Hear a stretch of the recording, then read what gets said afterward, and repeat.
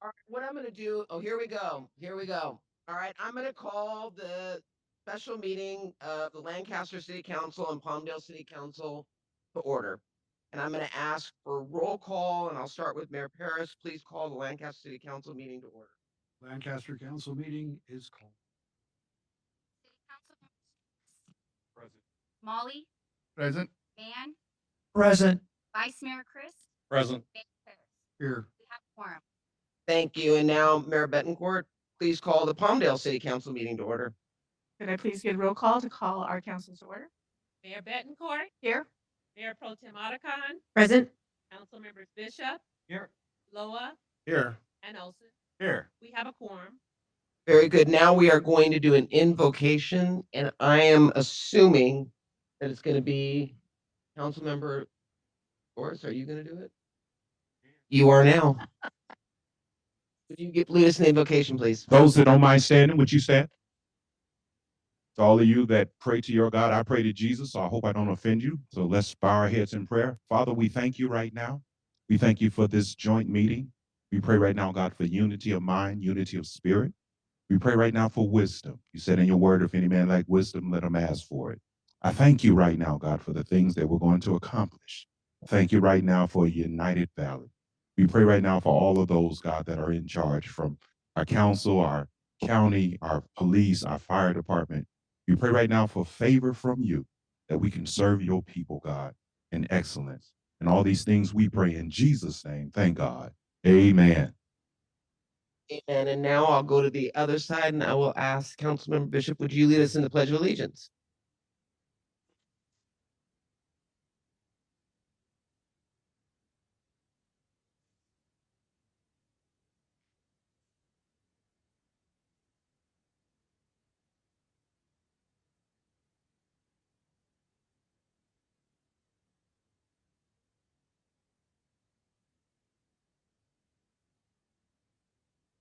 All right, I'm going to start and I'm going to ask both mayors to say a few words, but I just want to thank you all. We started this and have had these joint meetings, and it's an opportunity for us to discuss issues that are impacting not only the county of Los Angeles, but both cities and get feedback from the community. And I really do enjoy this, and I want to thank you all for making this happen. I know it's a lot of work to put this together with one city council, but then with two, and then bringing the county into it. I know it's a lot of work, so I want to thank all the staff that made this all happen. I want to thank the public for being here.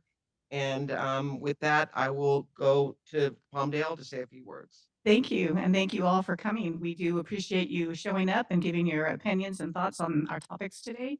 Thank you to staff who has arranged this and made it happen. It's very difficult to get everybody in one room at one time. It's kind of like herding cats in a bag. This is very important for both cities to have an open dialogue on certain topics that will benefit the region as a whole. And I just want to thank everyone who participated in making this happen. Very good. Mayor of Lancaster. Thank you. First of all, I'd like to thank the supervisor for making this happen. Supervisor Barger has been instrumental in bringing the two cities together since the moment she was elected. I think it's incumbent upon all of us to recognize that we will thrive together or we will fall together. That is the reality that we're facing. The more we can do things together, the more our people thrive. And ultimately, that is the goal of why we sit here.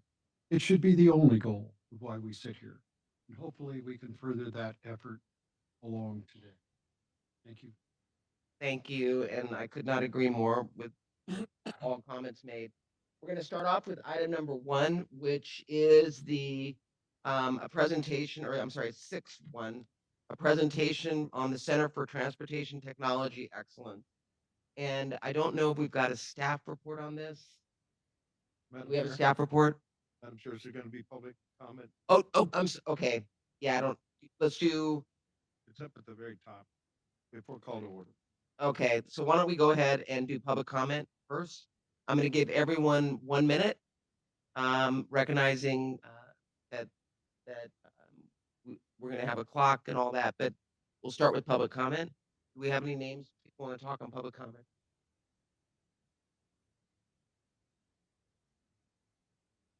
All right, well, I think, I don't know. That made it Yeah. easy? You guys did understand that this is the time for you to speak on items, Yeah. right? Because I don't think we've ever had a council meeting where the public didn't want to speak. Yeah, I think So- there might be a little confusion. There are two versions of the agenda that I'm understanding are being circulated. One indicated public comment at the outset of the meeting. Oh, okay, and because the other- mine does not have it. On the script that I was given, it does not have it. It has presentations first, but neither here nor there. We can do whatever we want. So if there is no public comment, we will have public comment after, as well for on the items, for each item. Is that how you all do it? I think it would be good to wait till the presentations are done. That's So, fine. so that way they have an idea of what we're talking about and then they can make their comments. I think that makes sense. That makes total sense. Okay, so why don't we start with the Center for Transportation Technology Excellence, and I'm excited about this project. I want to thank both Palmdale and Lancaster and the Metropolitan Transit Authority, as well as the state and federal government for the work that they're doing on bringing this forward. It's an exciting opportunity, especially in the Antelope Valley. When it is completed, will bring jobs to this area. So with that, would you introduce yourself, please? Yeah, Jess Montes, Senior Executive Officer with Metro. And with me is Carly Katonen, Hey, Carly. consultants who's helping us with this. Okay. Do we have a presentation? They're loading it. Pull your mic up, please. We have thank you. Next slide, please. You're controlling the slide.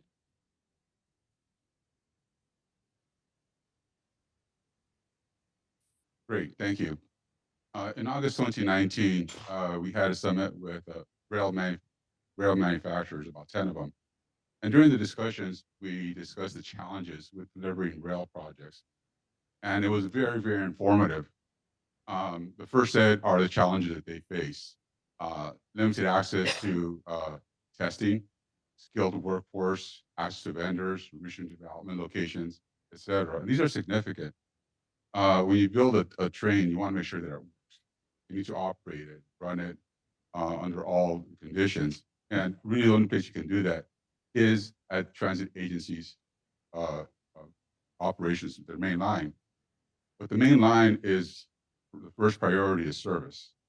The second priority is maintenance. So at best, a rail manufacturer gets about 2 hours a night for testing, or on a weekend, maybe up to 8 hours. As a result, testing the train can take easily 9 months to a year, which has a significant impact to schedule and cost of a project.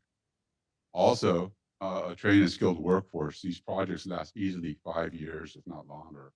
And having a trained workforce to do everything from design, manufacturing, assembly, testing, inspections, quality assurance, et cetera.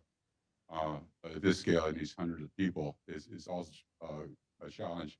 The vendors, if you take a look at a heat map, the majority of the vendors who go into designing and supporting these projects, they're east of the Mississippi, or they're in Europe and Asia. We have numerous examples where we have an issue and they have to call Berlin or they have to call the Czech Republic to get the technical support that we need to resolve the issues. And also a lot of the technology that we're using on the trains is still in development. And so research and design facilities are needed to vet the designs. And going back to testing, it's not just on the track, it's also systems testing in order to make sure that they meet the environmental conditions. One of the challenges that we have is finding a climate room. We put the train inside a complete train, and we test it to the lowest and highest environmental conditions. When I was working on a Acela, we tested to -40 up to about 160 degrees. And those type of facilities are not readily available. Back when I was doing this, you count them on one hand and have fingers left over. And so we have multiple projects going on. It creates a huge bottleneck. And one of the things that came as a result of this conversation, we realized it's not just, and these items are not just issues with train projects. It's also issues with emerging technologies, our zero emissions, the microgrids, autonomous vehicles. All these things are in our pipeline here in Southern California. And so as a result, we're looking at ways in which we can mitigate these challenges. And one of the ways is to develop a transportation center of excellence where we have these resources to help our region get what we need to expedite the delivery of these projects. When we took a look, I said it's not just LA Metro; it's a regional issue. West of the Mississippi, in 2021, there were over 2,200 heavy-duty transit buses ordered. 1,400 of those were zero-emission buses. All these just west of the Mississippi. And as far as heavy rail vehicles, over 1,000 were ordered, again, west of the Mississippi. So our region does have a need for this type of facility. Um, so when we take a look is what is our need? Uh, we most of the deliveries that we have west of the Mississippi are light rail, heavy rail vehicles. To fully test it, we need a test track that can take us to above design speeds, operating speeds. So it's something that's 85 miles an hour. So we require an area of approximately uh, 6 to 8 square miles. Uh, Capacity to for climate room test, EMI testing, etc. And one of the things that we're looking at, if you go to Europe and Asia, you'll see that technology there is 5 to 10 years ahead of us. And one of the key reasons for that is because that's where the centers of engineering are located. So the vision that we have is that we'll use the test facilities to bring the vendors here, manufacturers here to bring, hopefully it'll bring manufacturing, assembly work, and then that will drive them to create centers of engineering here, and then ultimately become a centers for innovation. When we started looking for sites, our first filter was what areas are available that can have the test track, 6 to 8 square miles. Let's talk a little bit about the economic impact. We estimate, and using the economic multipliers that APTA has, this type of investment could have an $11.5 billion return over the next 20 years in our area. Most important, I'll go to also down to the bottom, potentially create over 100,000 direct and indirect jobs in the region. So during our first filter, we took a look at all areas in Los Angeles County for possible locations. These were the sites that we identified. Again, in all of LA County, most of them were in this area. We then applied another set of filters. In addition to property size, access to the rail corridor, zoning, floodplains, etc. And we ultimately settled on this site as being the most viable. And this shows conceptually what it could look like with the test track. The test track is about just under 7 miles, but it can sustain speeds of up to 85 miles an hour. It has space for pretty much everything that we're looking for. A couple of manufacturing facilities, assembly facilities, not only for rail, but also for bus. And also has space for other research and developments for microgrids, autonomous bus operations, etc. So this is, I'm going to turn it over to Carly now to discuss the next steps. Carly. Good afternoon, Supervisor, mayors, and council members. Great to be here with you. As just said, we see this as just a tremendous opportunity to bring jobs, economic opportunity, and really solve some of the transportation issues that metro and industry is facing all across the Western United States. And there's a tremendous opportunity that we have right now to think about leveraging some federal funding to support this through an initiative of the Department of Commerce, through the Economic Development Agency, that is interested in providing strategic development grants and designations for technology hubs across the United States. And we see the idea of co-locating manufacturing uses, testing facilities, space for R&D and incubation and training as really being that sort of perfect locus to be able to support those larger goals. And so we are actively working with your staff and have been really appreciative of the opportunity to do so, to set ourselves up to apply for this federal funding. But it really is an impetus to create a collaboration, obviously, that we see here today with all of your respective jurisdictions convening, but to also bring in other partners to think through a consortium that can help operationalize this vision. And we have a lot that's been done, a lot of vetting on potential sites. We understand what the vision is, but we have a lot of work to do in terms of bringing this to reality. We are really thrilled, just showed you the previous slide that showed the property. It's LAWA-owned property. We think that they would be a fantastic location to house this site. I'll just go back to that real quick so you can see.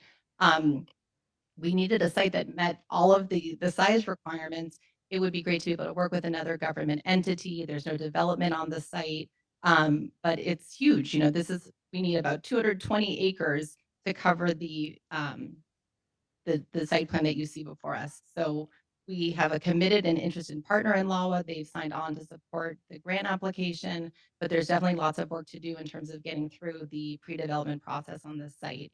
But we are here really today to ask for your support and continued engagement in a partnership to look at all of the different due diligence and pre-development activities that need to happen to make this vision a reality. So we have to work on developing a financial plan. We need to coordinate on land use issues. The site is actually located partially within the city and partially within unincorporated areas. So we have two great partners to collaborate with.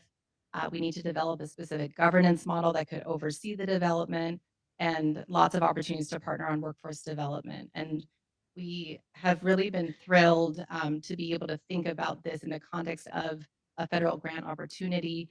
We see this, as just said, about citing and bringing back manufacturing or expanding manufacturing opportunities in the area. And then there's also all of these spillover opportunities around communications technology, renewable energy technology, material science, where we think co-locating all of these uses could have such a tremendous impact. So we are focused on applying for both of these grants. The applications are due in mid-August, and we are thrilled to have been putting together a consortium of stakeholders, really local stakeholders and regional stakeholders that we think could help contribute to this vision. So this slide just shows you a few of the partners that we've engaged that have been actively interested in supporting becoming members of our consortium and really, I think, reflect the diversity of the region. You see all of the different industry types at the top of this slide. So we thank our colleagues that have been working on that. And just in terms of next steps, we really welcome the opportunity to more formally collaborate with your respective cities and the county. We think there's an opportunity to do so within a master cooperative agreement. I know Supervisor Barger initiated a motion at the recent Metro Board meeting to put that into motion, and we look forward to getting further into the details with your respective staffs to move this project forward. Thank you. Thank you, and thank you for that. I mean, I just have to say that this is an opportunity not only to create jobs in this region, but actually keep people up here, and it is an exciting opportunity. I mean, we've got some hurdles to get over, especially with the law allowing to go to the federal government to get approval to use it, to reuse it for what the purpose is.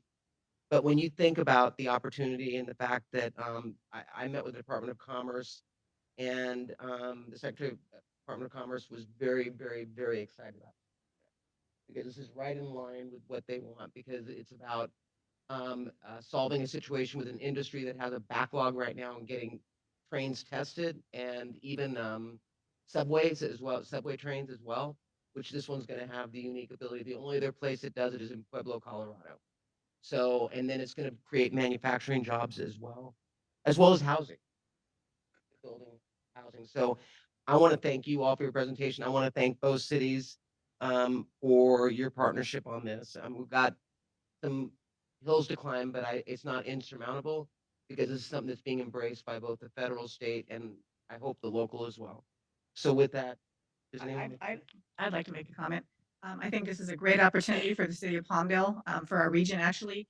We have some of the best workforce engineers out here to help with this project, some of the smartest people for the newest technology. And if I was a betting girl, but I'm not, but if I was, I would bet that everybody in this room has at least at one time been stuck behind a train trying to get somewhere. And what that means is that they're a real part of our lives here. And we want to make sure that they're the safest and the most environmentally friendly that we can create. We certainly don't want to have any situations like they have in Pennsylvania where they contaminate the water or the ground. So having good braking systems, good technology, well-built equipment is very, very important. And I think Palmdale is the best place for that to happen. So I'm thrilled that this project is coming. Good point. Thank you. So I just wanted to special recognition to our supervisor for her leadership in bringing this project, making it even a possibility for our valley to realize. Thank you to Metro for all of the work that you've done. I realize that this is a presentation item, and so there's not necessarily an action item. But you mentioned that there are two funding opportunities that are coming up due in August. I would encourage you to bring them back to us with joint letters of support for both of those funding opportunities.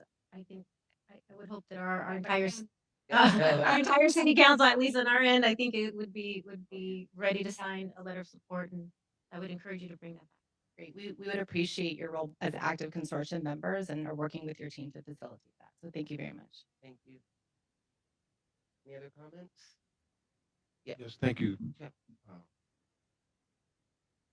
Every campaign for city council, certainly in Palmdale, and I believe the same is for Lancaster, we campaign on the issue of bringing jobs, well-paying, mortgage-paying, family-sustaining jobs.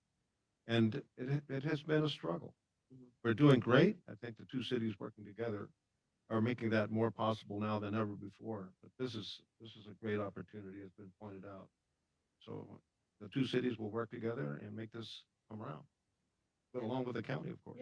And you're right, Richard, the more jobs that we have here in the Antelope Valley, the less people that are on the 14. And when you talk about campaigns, I think we've all mentioned uh, 14 freeway in our campaigns, and this will help get people off that freeway if we can have jobs here. So thank you to everybody. Yeah, agreed.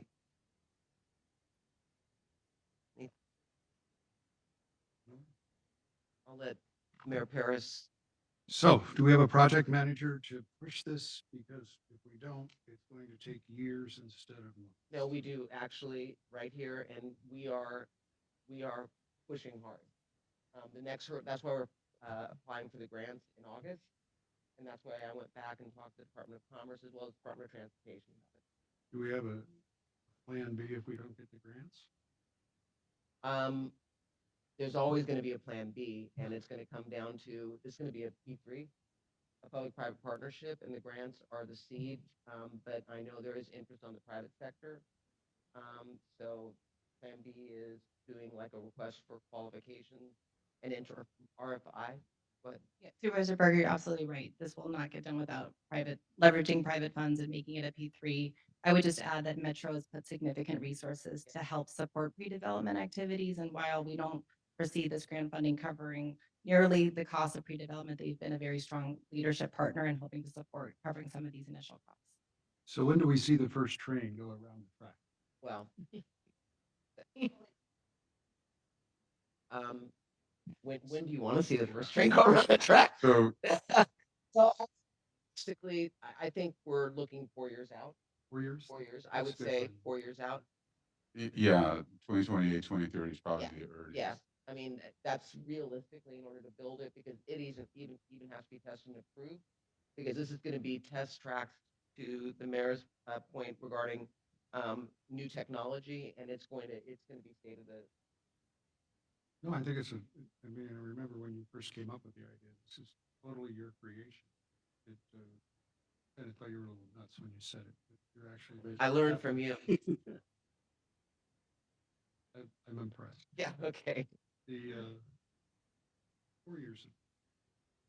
But I mean, to your point, Mayor Paris, we have to ride this hard. It's not just going to happen, and that's why, I'm very happy to see Carly. I've worked with Carly when I was staff, and she you've got a good team member here, I would say, and she knows how to deal with DC as well. So I think that together we're going to bring it across the finish line, right? Absolutely. Absolutely. Just coincidentally, we received our first heavy rail part on Saturday night.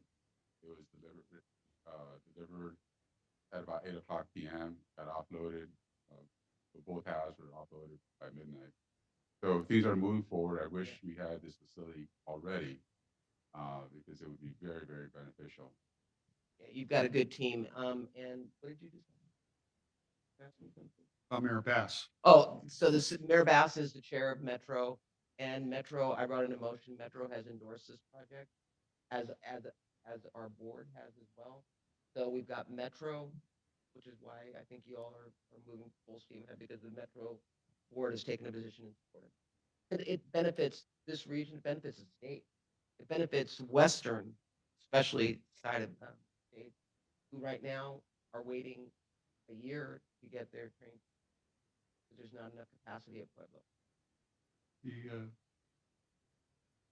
you might put together a group of influencers, call them advisors, but they're really influencers. So you have somebody to call every time you reach an obstacle.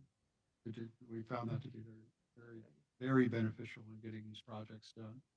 Okay, But just a suggestion. good suggestion. Mayor Paris, one thing that we could do, I know that internally to our city, we are doing a needs assessment study around the Center for Transportation Excellence, because it's not just the project itself. The magnitude of this project will impact housing, impact our local infrastructure, and so forth. So we are working on sort of an assessment on what this magnitude of a project will have locally for our city. So maybe we could work jointly on the magnitude of its impact on the entire valley. Sounds good. So we'll follow up on that. Because I definitely want you all at the table throughout the entire process. So that we can advocate in not only Sacramento, but also in DC. So with that, I want to thank you all for the presentation. Do we have public comment on this item? Has anyone signed up to speak on this item? No public comment. All right, well, thank you all very much. Really appreciate it. Yeah. All right, now we're gonna go on to item 6.2, which is care court. And I just want to start off talking, the care court is something that Governor Newsom has been pushing very hard throughout the state of California. We were supposed to be in the second phase of rolling it out, but because of the size of the county, the governor was very anxious for us to get online sooner rather than later. And we are, and I've heard from people of Antelope Valley concerned about um, whether or not they're going to have access to care court and how that's going to work. So I thought it'd be important for us to talk because I am very cognizant of the fact that the Antelope Valley oftentimes is kind of an afterthought in some people's minds.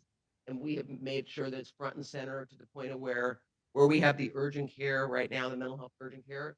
We got a $43 million grant from the governor, which I want to publicly thank the governor for that $43 million grant to move forward with a facility on that property that's going to be beds and housing for mental health population. So I'm very excited about that, but I think that speaks volumes to the state's commitment to invest in the Antelope Valley.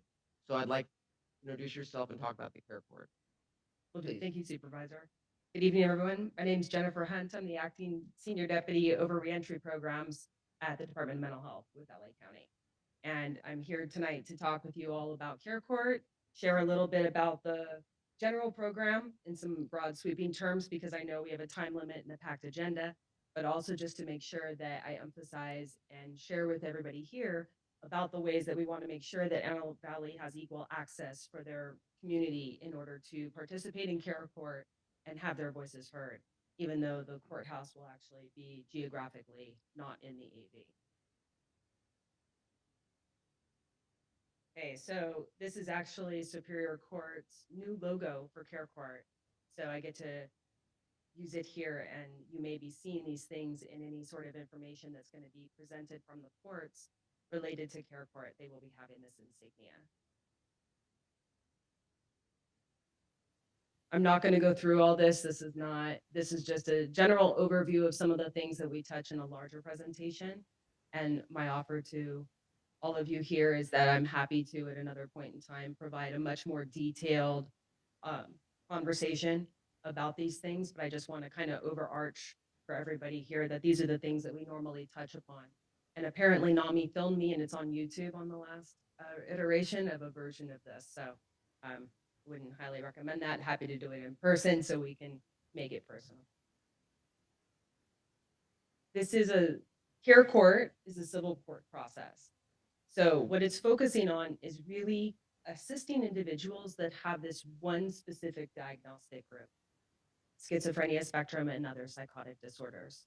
This is really not focusing on individuals that have mood disorders.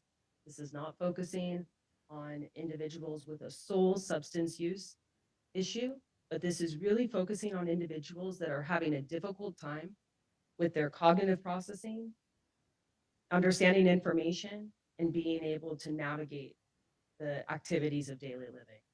So I know in earlier iterations, maybe this wasn't as clear, but this is one of the things I wanted to just emphasize is that this program has a very, very specific diagnostic group of individuals that it is trying to help. And by doing that, we're going to be providing services, resources, as the supervisor shared, and housing is a significant component of this as well, in addition to our other programs and aspects. We really want to focus on self-determination and civil liberties of the individuals, and this is a voluntary program. And I know that's often a point of frustration for some groups, but the fact is that this is something that will fit into our continuum and array of services that we provide at DMH. This is one piece of help. And so I want to emphasize that this is, again, is a piece of another voluntary process. Okay, I am not going to go over this in detail, but thank you to Jean Ho at the CEO's office. This is our visual representation of the workflow from the time that a petition is filed to the time that somebody would potentially graduate a year into this care court process.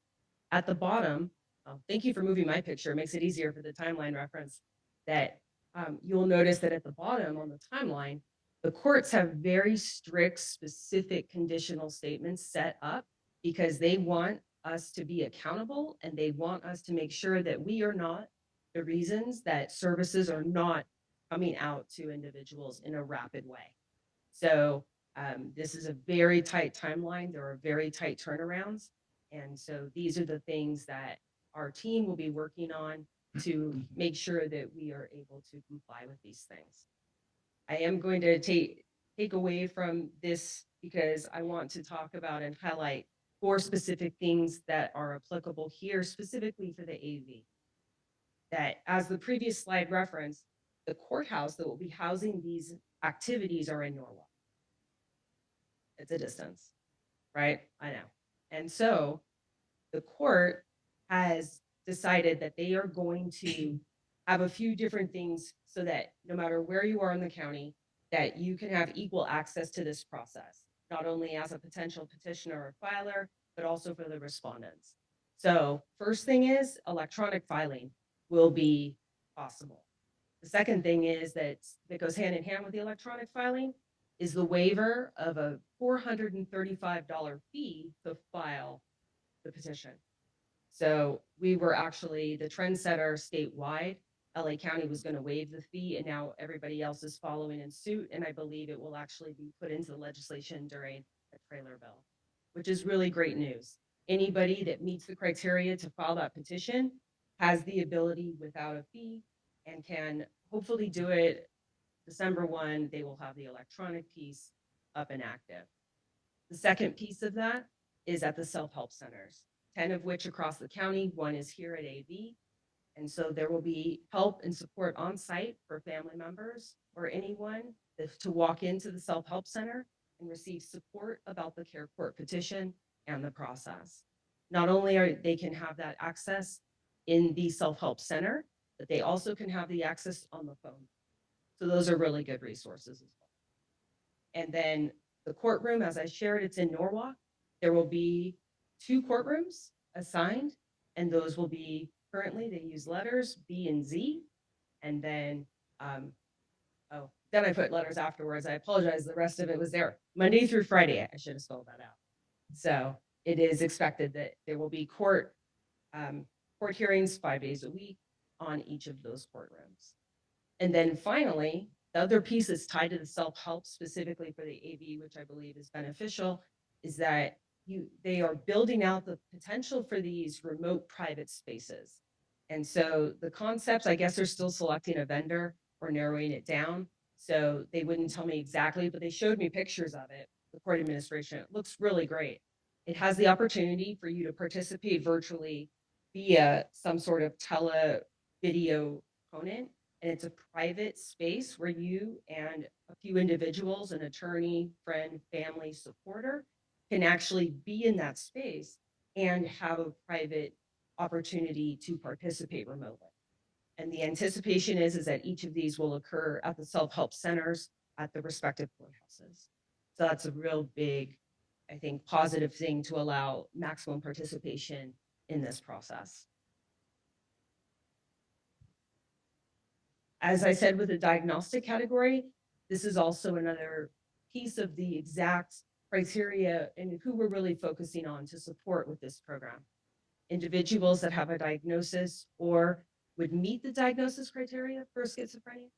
We're looking at working and focusing on adults. The key and one of the hallmarks for this is that we are looking at individuals that are not currently receiving any other type of voluntary care. So for example, somebody goes to the urgent care, they walk out, they don't want the services. Individuals who call our 24/7 hotline, individuals who don't follow through with one of our intake appointments at one of our clinics here or anywhere. We want to be able to make sure that those are the individuals we're trying to engage into voluntary treatment. And so that's the focus.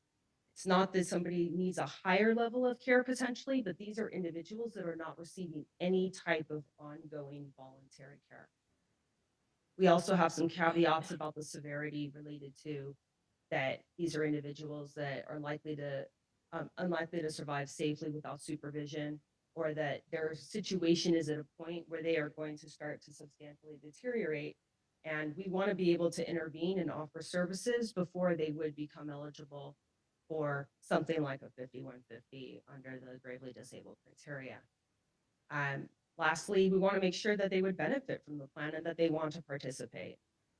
And we know, as in some of our other programs, that maybe individuals will not be exactly open to it the first time they hear about it, but that's where our relentless engagement and hopefully charming clinicians and their personalities and our peers will be able to assist with that and really work with individuals to try to get them on board so that they are willing participants in this process.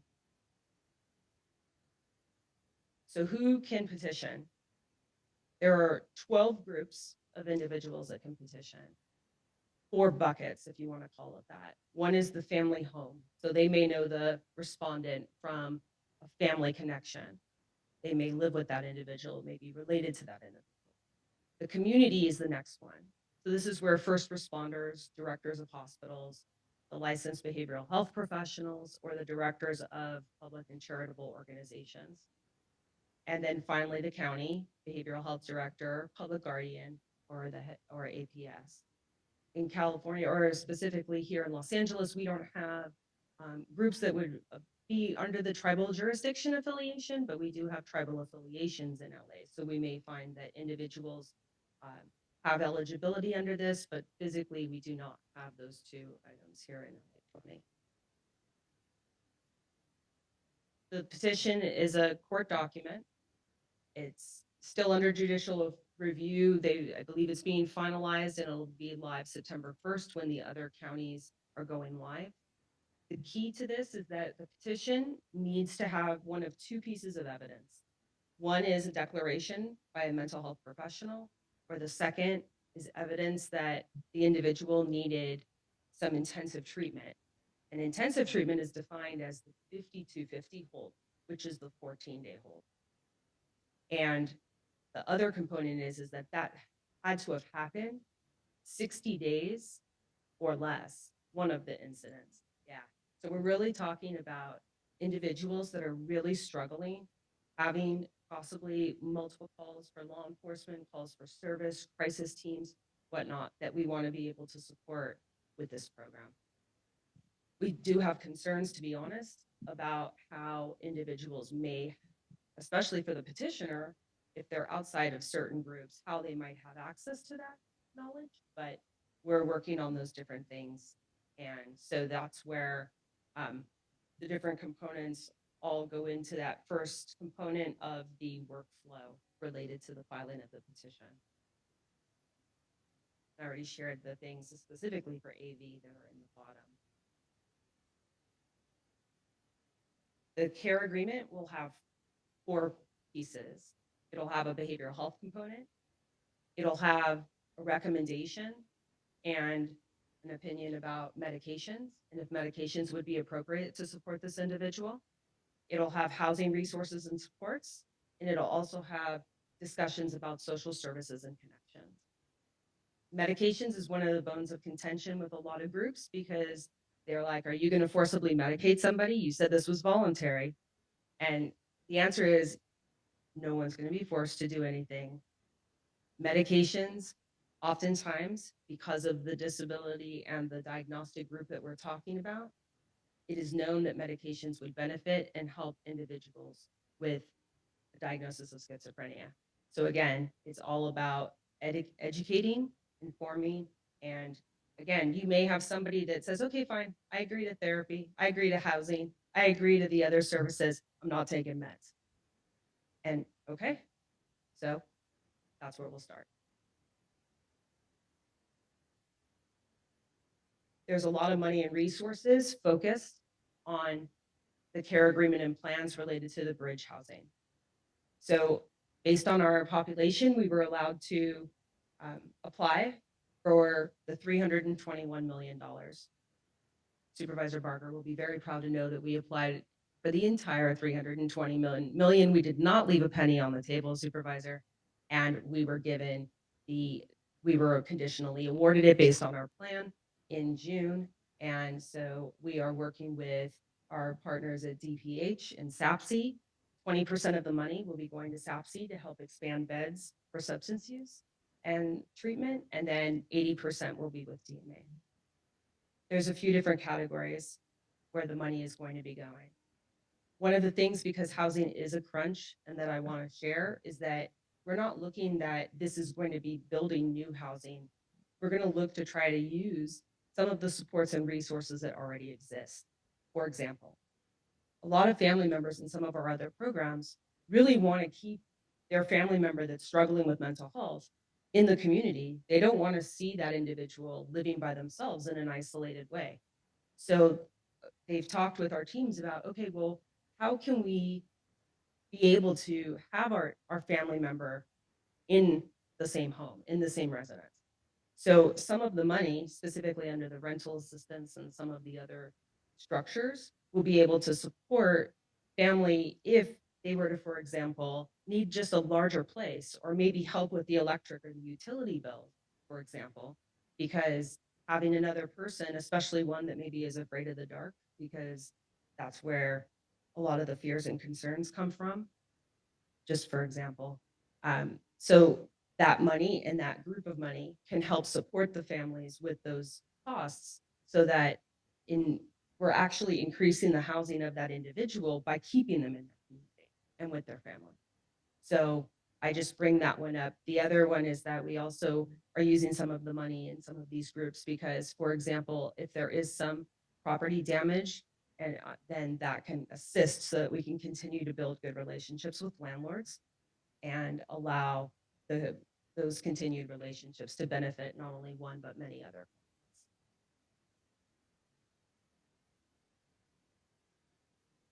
I don't know the familiarity level of anybody in this room, honestly, related to assisted outpatient treatment.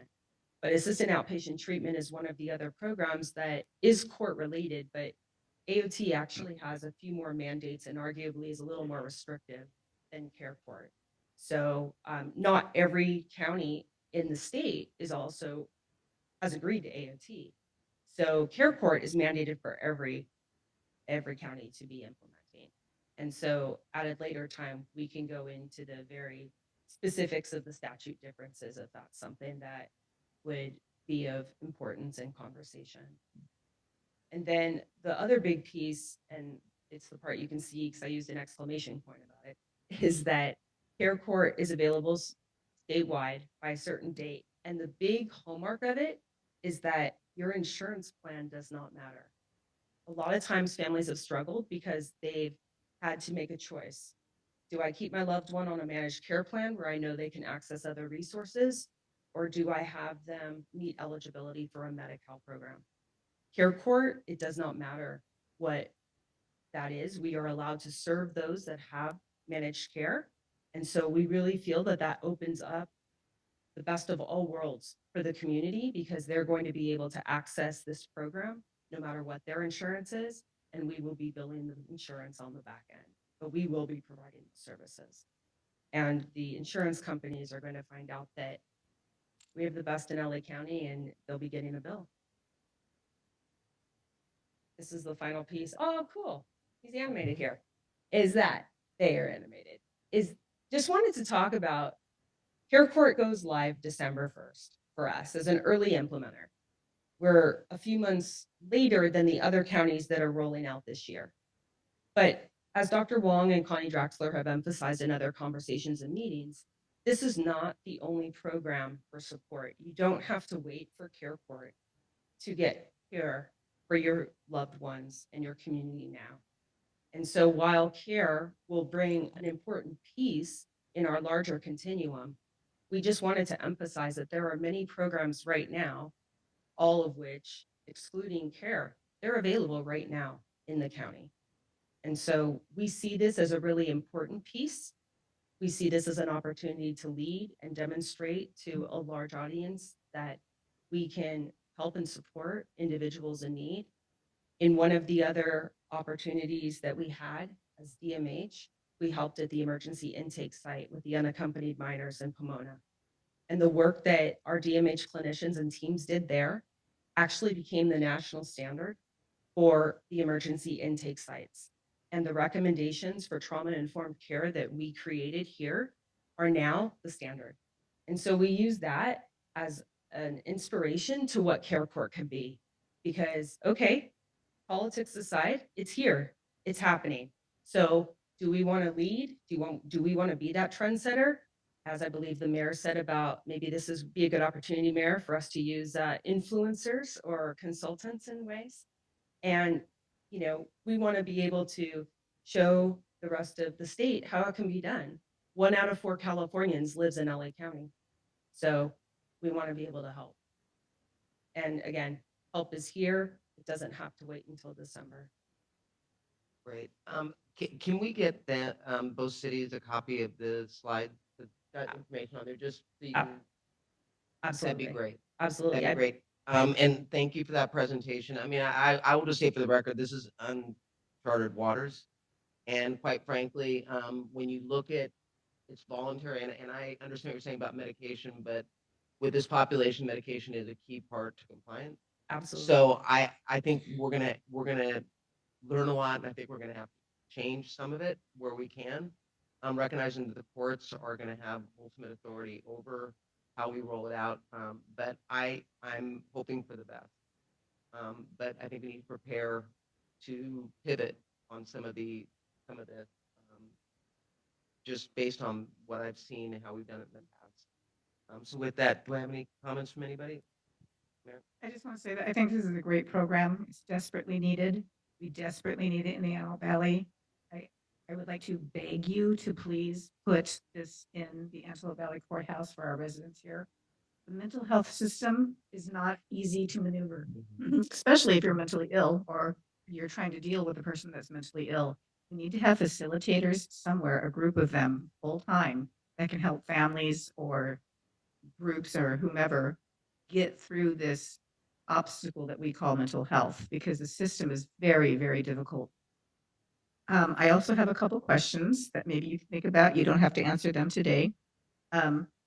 With the money that is coming in for these projects, and we talk about keeping family united, but you may not want them actually in your house because they could be firebugs, they could be violent, they could be who knows what.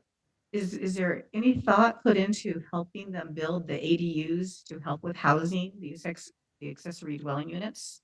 I think that would be very important for people that have mental health issues, that have their own space, as opposed to being in a very chaotic home with dogs and animals and kids and that type of thing. So maybe we can find some funding to help with that. And the second comment that I have is a lot of people will be hesitant to call and do a petition because they don't want to be sued. I'm sitting up here with many attorneys, and they are probably the best to speak to this, but the person in good faith calls and files a petition because someone is needing some help. If they know that they can be sued later on for filing the petition, it's going to limit the people who will help. So is there any provision put in to protect people who actually file petitions so that they don't get sued? Yeah. Like I said, you don't have to answer that now if you don't. Oh, no, want to no, answer. but just to address that briefly, I believe there is, and I am happy to send that actual statute to you because that was one of the concerns raised, and that does actually exist under the 50 Welfare and Institution Code for 5150. I believe it is under there and actually spelled out, but I will get it confirmed. The other thing is that based on the petition and the role, is that it's not that you're saying, for example, that there is a definitive diagnosis, but the petition is just asking what are the behaviors and what are the reasons that you believe that this individual would meet criteria for this program as well as benefit from this program. Yeah. So And a lot of people are not diagnosed officially. exactly. And that makes Absolutely. it very, very difficult. So Right. this is a great program. City of Palmdale welcomes it, and hopefully we can work with you in tangent to get this off the ground. I would love to meet with you one-on-one and have some conversations to make this happen. And again, I would love to have it come to the AV courthouse. Yeah, and It- let me just say on that Department 95, which deals with all mental health evaluations and with the, I don't even know if they do the Reese hearings there, but they do the competency hearings. I think that is why they chose, no, they want to have one point of contact because of how specialized this is. Similar to Department 95, but I have heard loud and clear about the need to recognize the Antelope Valley. I think that's why they're doing the one of the things that we learned from COVID is that you can do it via, I'm sure you did when you were mayor or when you were in court during COVID, you would go and do it Zoom, whatever Teams or whatever it is.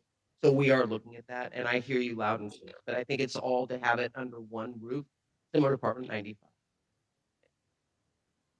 Thank you. I just wanted, one, thank you for your presentation and all that you do to help this type of vulnerable population, much needed work. I commend you for all that you do. To dovetail on the supervisor's comment, I think the e-filing and the opportunity for e-appearances are critical for Antelope Valley. We're geographically remote, and particularly with those that are afflicted by mental health issues, for them to have to commute to Norwalk would be an impediment in and of itself and would be a barrier to utilizing and accessing these resources. So those are huge. My question is sort of combined, dovetail off of Mayor Betancourt's question. How, you noted that this is a voluntary program. You also noted that others, including relatives, can file a petition. How do you know, or is there, how does this interplay with those that have a conservatorship in place? Okay, good question. So the conservatorship is under a different process, and we're working with the courts right now to figure out that we see this as a way for individuals that may be currently conserved to be stepping down in levels of care and as a way to potentially transition back into the community in a more independent way. And the legal concerns and the discussion points right now are relating to what needs to happen between the conservatorship process, where then where does that begin for care court, or where is the intersection? So we're actively working on that to figure that out. And the next piece, to refer back to the mayor's comment about and question about the ADUs, is that in that bridge housing money, that in order to use it for capital, we were only able to spend 75,000 per unit. And we had to be able to from the time that we sign a contract, had to have the housing completed with construction in 365 days. And so the feeling was that as we want to make as many resources available as possible, that we still have money in that bucket with the construction of places in housing, but the majority of the money is going to go in other places because we felt that there would be much more of an impact to the need of the community. And so that was, it's kind of a balance. Yeah. Of course. Thank you. Any other comments? I look to my left, I look to my right. Yeah, I'd like to. Oh, good, go ahead. So I think it's a great step in the right direction, and I'm glad that Los Angeles County was finally admitted to this program. I have a concern, though, that it's going to be a relatively high threshold because of the type of disorders that it addresses, and that there's a narrow list of disorders that would actually be treated. So, for example, if there's a person that has been diagnosed as bipolar, but has not been committed to an involuntary hold, that's going to fall through the cracks, it seems to me. Am I right? They would not be eligible for this program specifically, but our goal and focus and our directions from the top down, including the CEO herself, have been that we need to make sure that there is a very strong place and process for those that are not found eligible for this specific program. So But it's our- important to note that this was specific by the state. Yes, This was prescribed by the state to just specifically limit it to what you saw. So, Right. but you're right. I understand that. so So yes, what I've seen in families and in the courts are cases that don't quite reach that threshold, and yet families are struggling with it. The city of Palmdale has recognized that in its budget 2 years ago, adopted a $2.2 million to address this in a regional way, and we've been meeting with providers, including the County of Los Angeles. So I think it's a great step. But I think a lot of the mental issues and mental disorders that are out here are going to be missed by this program. So we have to figure something else out, because I understand there's other programs, but it's going to require a voluntariness on the part of the person that's suffering from mental disorder. right. And However, that's the problem. Because That- oftentimes there's no recognition by the individual that they have a problem that needs to be addressed. And without that, then there's very little that can be done. And there's many, many families in this valley that are affected by that. The other thing is, Ms. Barger, is that many times when the sheriffs roll out to a call, because there's a family that is dealing with a particular problem like this, it's supposed to be assisted by the MET team. And oftentimes they are understaffed and unable to respond. All the And- time. Yeah. All the time. Yeah. So we think it's a huge problem in the city of Palmdale. I believe that Lancaster joins us in that, but we need to deal with this in a regional way, because it really does affect our residents in a particular way that is difficult. Thank you so much for your presentation. Yeah, and I agree. And obviously, especially law enforcement, when you look at Met, when they come in contact, less than 1% ends up going to jail. The Met team is able to de-escalate and actually either refer for services or hospitalization. So I'm a big proponent of the Met team and expanding it. Unfortunately, we need to hire more deputies, so that we can actually get the Met teams embedded, both on the clinical and on the law enforcement side. But I wholeheartedly agree with you, especially up here when I look at the number of calls that are coming in. And I follow county fire in terms of the response that they have. There's no question in my mind that we have to do something up here. And care court's not gonna solve that problem. I mean, that's something that's, we're gonna have to deal with long-term, working with Sheriff Luna, but also working with Dr. Wolf. So, It- all right, I'm gonna, Oh. yeah, go ahead. How can you possibly sit there and say this is a program for the Antelope Valley if it's down in Normal? I mean, seriously, why waste our time? Imagine what it must be like to be schizophrenic with voices screaming in your head and somebody tells you you've got to go to Normal. Really? you don't No, have to. You don't have to. We're gonna come up here. We can help with, Is the judge coming Technology. up here? no, but our teams will. A court is three people. It's a judge, it's a clerk, and it's a bailiff. There is no reason in the world they can't get in their car and drive up here once a month and use one of the empty courthouses we have over at our courthouse. You know, I grow really weary of LA coming up here and acting like they're doing something for us when we all know that they're not. And having a Sacramento, closet for Sacramento. people to come in and talk virtually to the court sounds good in theory, but trust me, it never, ever works. We are always waiting 30, 45 minutes for something, some technical difficulty to be solved. Tell these judges, if they want to be a judge, do their job, get in their car, drive up here and serve the people. Fair enough? I will share that at my next administration meeting with the court. And Thank Dr. you. Wong, Dr. Wong knows, and it is a courts, and Mayor Paris, I am going to ask, both you and the city of Palmdale work with me to educate the courts. The courts are, as you know, a state agency, and Department 95, that's why I use that as an example, because even if you have to do a conservatorship right now, you have to go to Department 95, which is in LaSalle Park. Is it still in- Norwalk. Oh, they moved it to They Norwalk? moved it to Norwalk. So we definitely, I hear you loud and clear, and nothing would make me happier, and that's why I actually put this on the agenda, because I was very aware of the fact that the Antelope Valley is a distance from Norwalk, and that's why they incorporated the ability to do it via Zoom or Teams or whatever it's going to be. But I agree, having a physical presence is something. So I will look to you and to work with me to educate the state. And we will share that as well. Thank you. Thank you. Sorry to be the Debbie No, Downer no, in the no, room. no, but- it's, that's why I put this on the agenda. I think it's important to hear, because I'm hearing residents in the Antelope Valley, my office up here has gotten calls when they read the paper, it's like, what about us?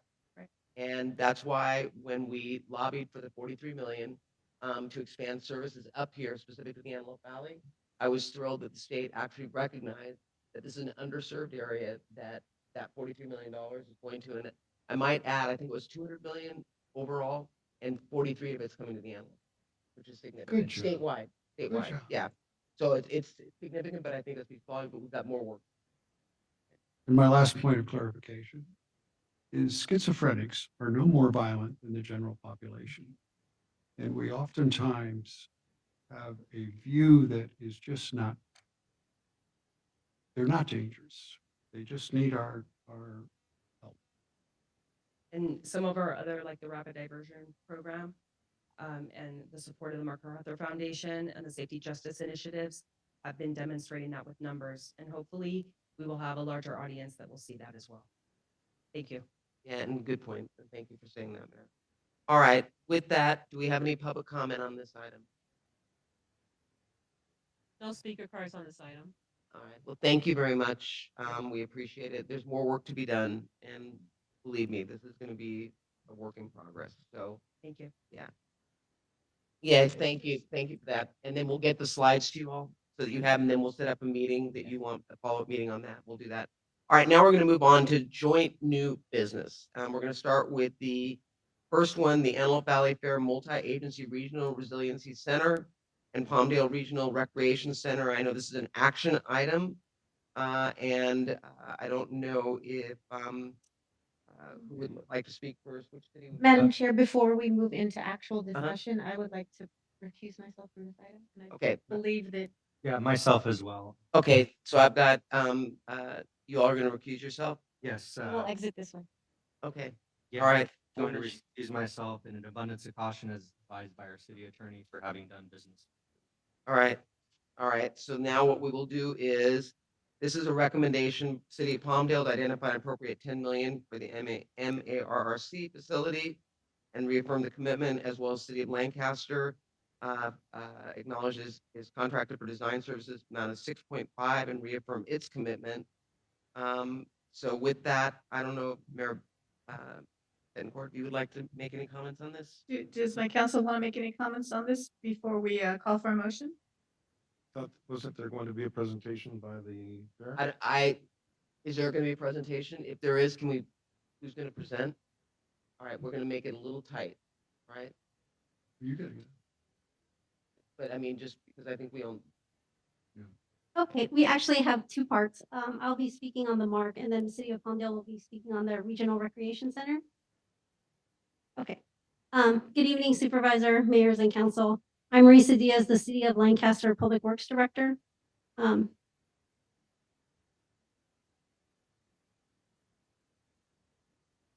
One thing we know is we all agree on the regional importance of the Multi-Agency Regional Resiliency Center, or MARC. It all started at our special joint council meeting chaired by the supervisor in 2021. The city agreed this is one of the highest priorities of the valley, and Lancaster entered into a memorandum of understanding to make it happen. In March 2022, the California Construction Authority, on behalf of the 50th District Agricultural Association, issued a request for proposals for architectural consulting services.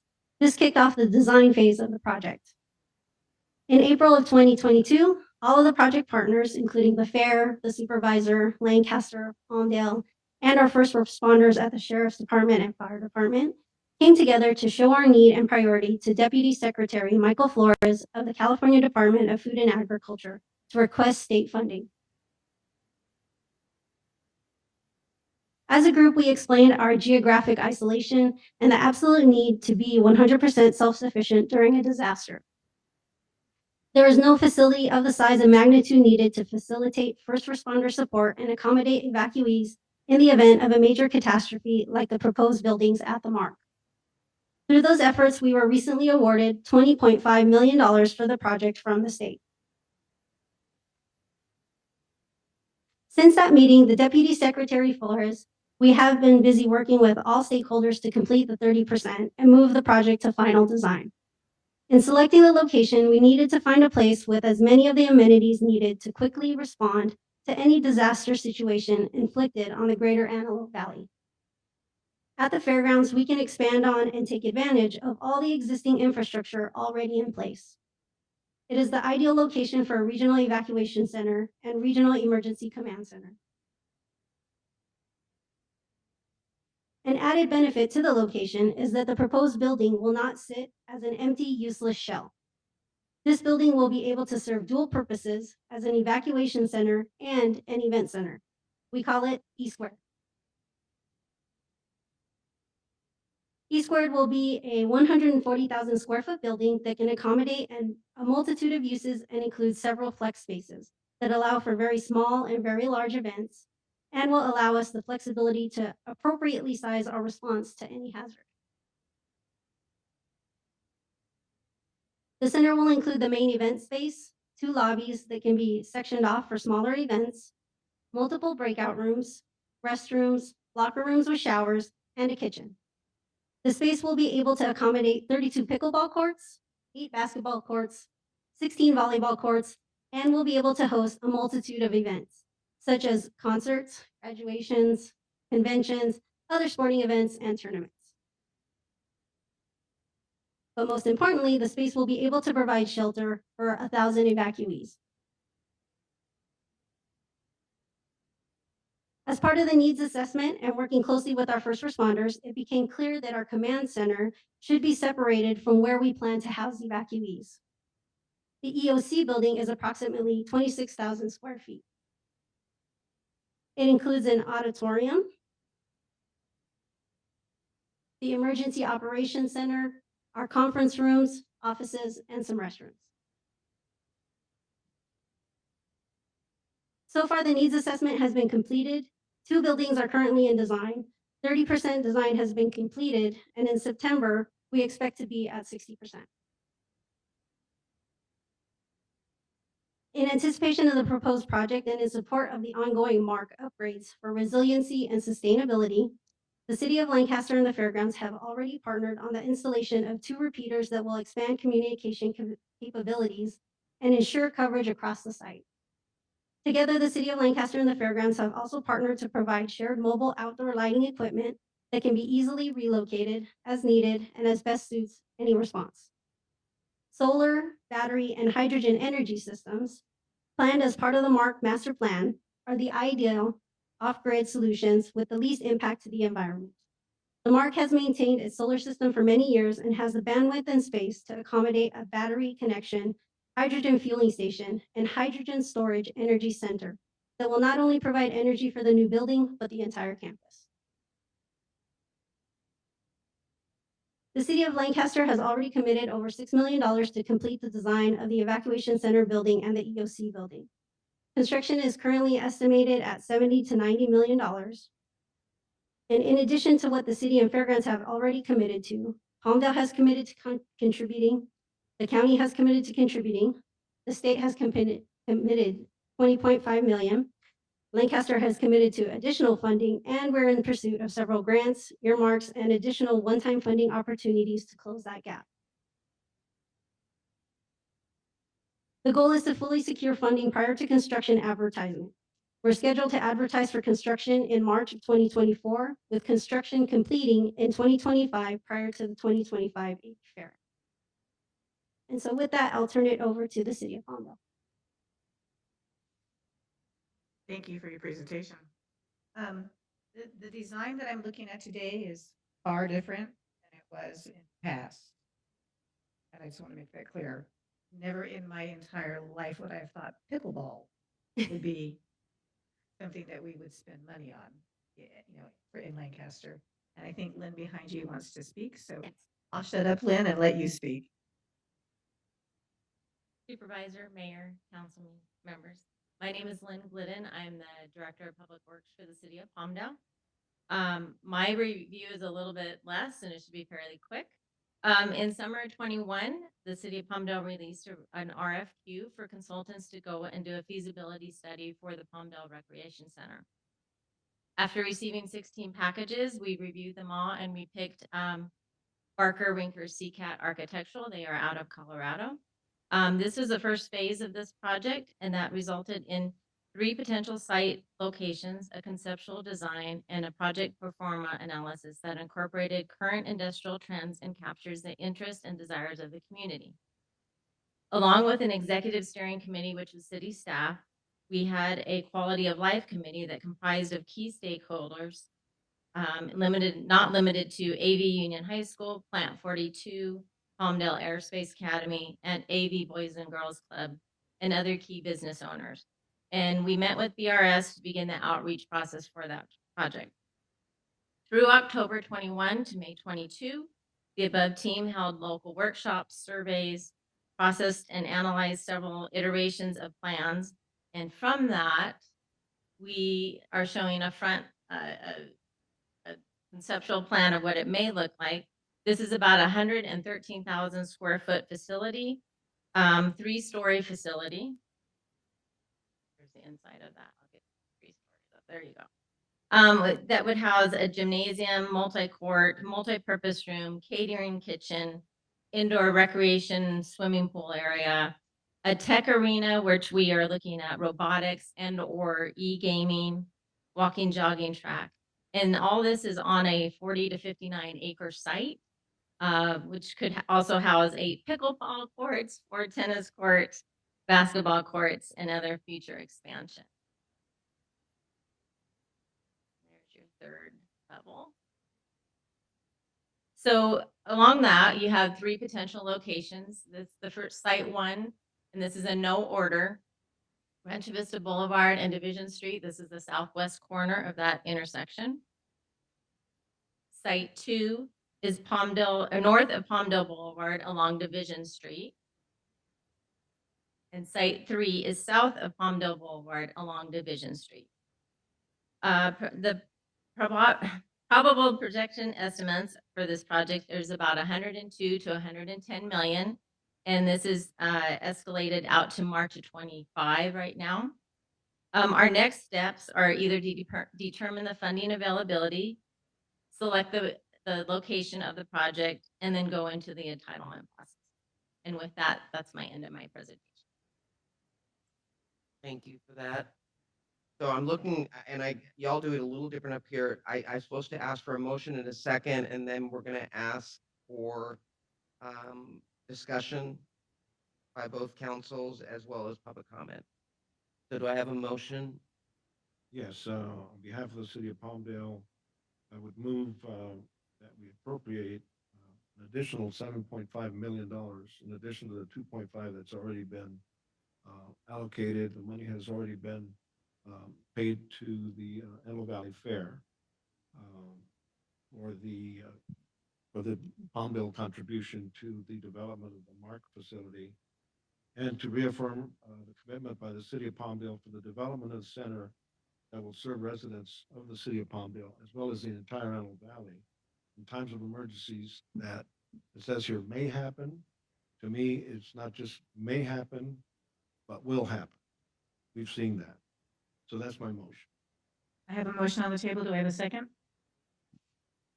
Well, before I can second that motion, can we have the discussion? It's Go- backwards from what we normally do. Yeah, We normally it's discuss on it. here. That's what I thought, but on here it says a script. So I don't know if that's the way y'all do it Yeah, up here. that's Either way, Okay, Discussion. because okay. I just want to, do you mind? No. Okay. I'm I good just with, want to make sure that Lancaster's okay with it. It says $10 million for the mark.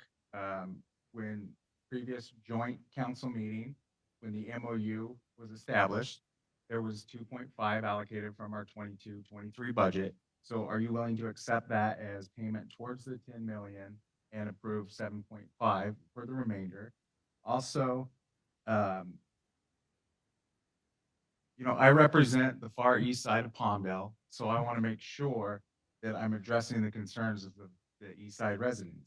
And one of the things that I'm hearing is that if there's a disaster or an emergency, it would be hard for those residents to make it to that event center. Is there anything we can do throughout this process to order extra supplies or create a sub emergency shelter, maybe at Oasis or somewhere on the east side, if that was an actual occurrence to take place? Um, for me, as a resident on the east side, I remember the Bobcat fire and those flames and smokes approaching my house, and we had nowhere to go. And so if this were to exist, even in Lancaster, that's still somewhere to go. So I support this because I've lived through that. But I just want to make sure that if it was an earthquake or something else, that those east side residents are taken care of. Also, when the fair director, Dan Jacobs, spoke before our Palmdale council meeting, we put a contingent that we would receive a seat on the fair board. Before I second your motion, I want to make sure that this is accepted under that contingent that we actually receive that seat. So with those comments, and if all of that is agreed to, I'd be happy to second the motion. Okay, let me Vice Mayor. walk you through it a little bit. Originally, it was $12.5 million to do it. That's when we originally talked about the whole thing, because you're not just getting a say-so on the Mark building, you're getting a say-so on the entire the fairgrounds. So what we are looking for is, and it was part of our planning, is to bring Palmdale into, and it's our concern, not our concern, but our wishes that Palmdale will participate as much as possible. So yes, to the 7.5, you can add that to the 2.5 for 10. And yes, and you need to be real careful when you say a seat on the fair board, because there's 4 boards on the fair board. So it is a seat on the JPA, which will also be afforded to the county.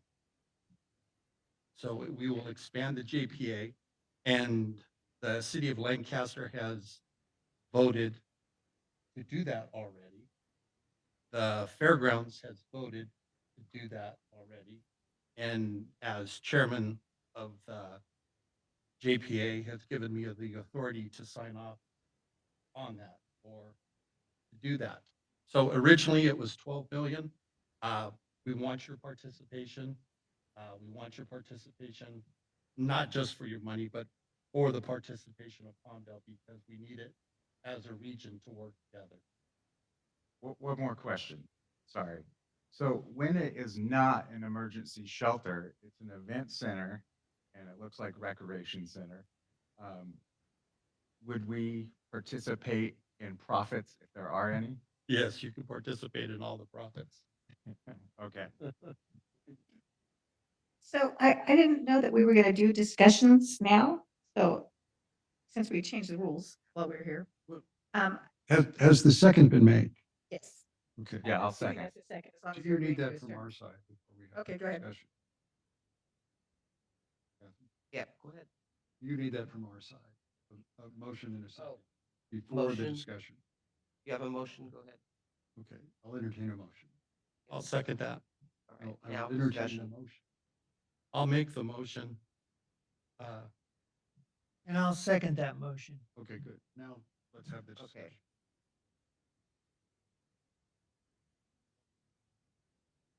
The mayor of Palmdale was asking. I guess my concern was that I saw that we're only going to be able to evacuate 1,000 people between both cities. We have over 300,000 people. And so that would basically be 500 people from each city. I, along with Council Member Olson, live on the extreme east side. How do we make sure that those 500 spots are left open for Palmdale residents? Because it will take us some time to get there. Well, it won't be split down the middle, first of all.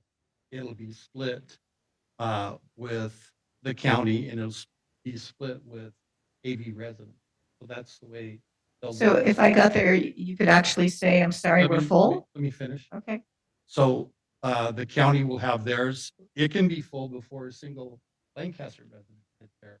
I'll just give you an example. During the Bobcat fire, which you brought up, it was a lot of people were evacuated to the fairgrounds, and that's on the far east side. You say that's your concern, but there was a lot of animals that were sent to the fairgrounds, and it's been used as an evacuation center. Uh, to this will be able to house over 1,000. So that's a lot different than there's our other buildings that are there. We have probably an additional 100,000 square feet of buildings that are there. We have the Hunter Center, we have the Van Dam Center, we have the Harley Davidson rooms. We'll have, with this, we will have a cooking facility, which we will share with everybody. And so it's made to be for the entire Antelope Valley. It's not made to be just for Lancaster. It's not just for Lancaster. I'll remind everybody, it's state property. I guess my concern is this. You're asking us to kick in $10 million for evacuations. This is the way it was sold to us. This is an evacuation center, an emergency center. If we're getting $10 million, that should secure some beds for Palmdale residents. And now you're telling me that may not be the case. No, that's, Let me answer. Whenever you have an emergent situation like what we're talking about, you're going to triage people. You're going to triage them in who needs the care the most. Children first, older people second. I don't know that anybody's going to be taking IDs. The purpose of this, however, is different than just a building to put people in. When we have an earthquake, we are going to lose power for God knows how long. We're going to lose water for God knows how long. It is not going to be something that gets fixed in a week. It's going to be quite a while. You're going to have people going through this evacuation center on a daily basis based upon what their needs are. You know, what will really happen is if you can't shower, you move. That's what happens. We could lose half of our population in a month. This is a beginning of being able to address that. The value of this particular building will be we can be off the grid. We will have water that we can pump with the hydrogen fuel cells that power it. It is totally independent of, it's sort of like an air computer, I guess you could say. It's independent, all of it. I would like to say we're going to have somebody at the door checking IDs. We're not. We're going to be taking care of people who need our services to survive. People who are hurt, people who are, I mean, I could go on and on. And that's the reality of it. We either get ready or we don't. If we don't, none of us, you know, we might be lucky. We might all be gone and somebody else has to take the heat. But make no mistake, it will be our lack of decision making that results in people dying if we don't become more resilient than we are today. That's Yes, maybe I recognize. First of all, I'd like to say that the San Andreas Fault is Palmdale centric. It runs very, very close to the city of Palmdale and many of the residents here. The Northridge earthquake in 1994 cut off transportation between the Antelope Valley and Los Angeles, basically, for a long time. The county came to the rescue in bringing the Metrolink out here in pretty fast order so that we could have some communication. Otherwise, you either had to go over the mountains or in some other way. So if the San Andreas has an incident, which, you know, it's already overdue, frankly, it's going to affect Palmdale much more severely, much more directly than even Lancaster, simply because we're so close to the fault. Now, when we talk about access from East Palmdale or any part of Antelope Valley, really, what is the access to Los Angeles in such an event for people in East Palmdale or Little Rock or Lake LA? It'll be much easier, and sort of piggybacking on what Mayor Paris said, with the triaging. Someone's house has collapsed and they're completely homeless because of an earthquake or some other such incident. They're going to have priority over someone who perhaps has had some damage to the house, but is still livable. So I think what we're talking about is being prepared for incidents that are going to affect thousands of people, including, obviously. If we get cut off from LA because the bridges on the 14 collapse, as they have in the past, then the residents of East Palmdale and the residents of West Palmdale and the residents of Lancaster and everywhere else in Antelope Valley will have no access to whatever facilities are available to an area that's already impacted hugely by homeless. So that's why I think it's really, really important to look at this in a regional way. The state of California has stepped up. The groundbreaking will be taking place in relatively a few months. And this thing is going to get built. I think Palmdale should be a part of it, and we should partner with the city of Lancaster, the AV Fair, the state of California, and I hope LA County. Thank you. If I might, over here, the lawyer table. Oh, I was like, where are you? Yeah, It's yeah, kind of like the kids' table at Thanksgiving. So yeah, I know, really. we're over here. The exchange has been very insightful and very helpful. And I would like to address the Palmdale Council particularly. There is always devil in the details. We know that intimately. Uh, the big question of participation certainly is something you can go through and decide now. You've heard some eloquent speeches as to the benefits.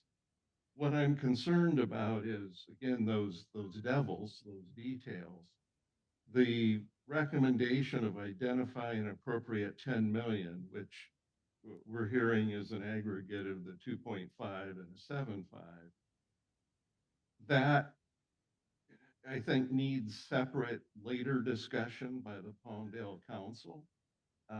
What funds it's coming from, what you're appropriating it for, what terms, when's it used, is it conditional like we have on the 2.5 with the JPA board and ARPA confirmation.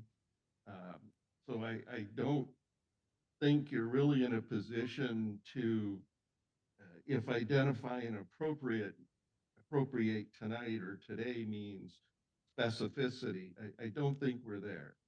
I think we need to separately step back, look at those details, look at those economics, look at any conditions. But like the other items, you can certainly direct us that you want to participate in this resource for the community. Come up even with acceptance standards. I don't know what else to call them, talking about the east side and that. But if you do want to proceed, I impose on you kind of an obligation to start identifying sources of funds and any terms and conditions you'd want to put on them. Shooting from the hip is difficult and such a critical, major thing. So perhaps, again, give the direction to commit with us going back separately, figuring out those devils in the details, and then presenting them back to the city of Lancaster and the JPA and whoever else needs to participate in it. Again, this discussion has kind of raised these details. I don't want us to get too vague in a $10 million fund. And with that, the children's table is done. I would like to address some of that. First of all, we had a joint meeting between the two cities 2 years ago. COVID interrupted any possibility for having another meeting. What we're looking for is regional addressing of issues and problems that affect the entire Antelope Valley, our two cities, and the county of Los Angeles. This is not shooting from the hip. This has been a dialogue and a discussion that's been going on now for quite a while. The $2.5 million was already allocated and was a memorandum of agreement that was signed by the city of Palmdale and the Antelope Valley Fair. So I believe the action that needs to be taken today, because we are in fact meeting together, the two cities here, in cooperation. I believe that we've had several discussions with our city manager in terms of finding the funding and allocating it over a period of time, which would be, if this is adopted, about $1.5 million per year for 5 years to go towards this. So this is not a shooting from the hip. This is something that's been considered and deliberated for quite a while. And it's time to take action. So understanding that, your notice there of 1.5 for 5 years, again, is a detail I didn't know, I don't think the finance staff. That's why I'm saying, if you have thoughts, the big picture is excellent. Staff's gonna need direction. So if we know it's 1.5 for 5 years, again, if there's any other terms and conditions, we just need to fill in the missing parts of identify and appropriate. You've started that there.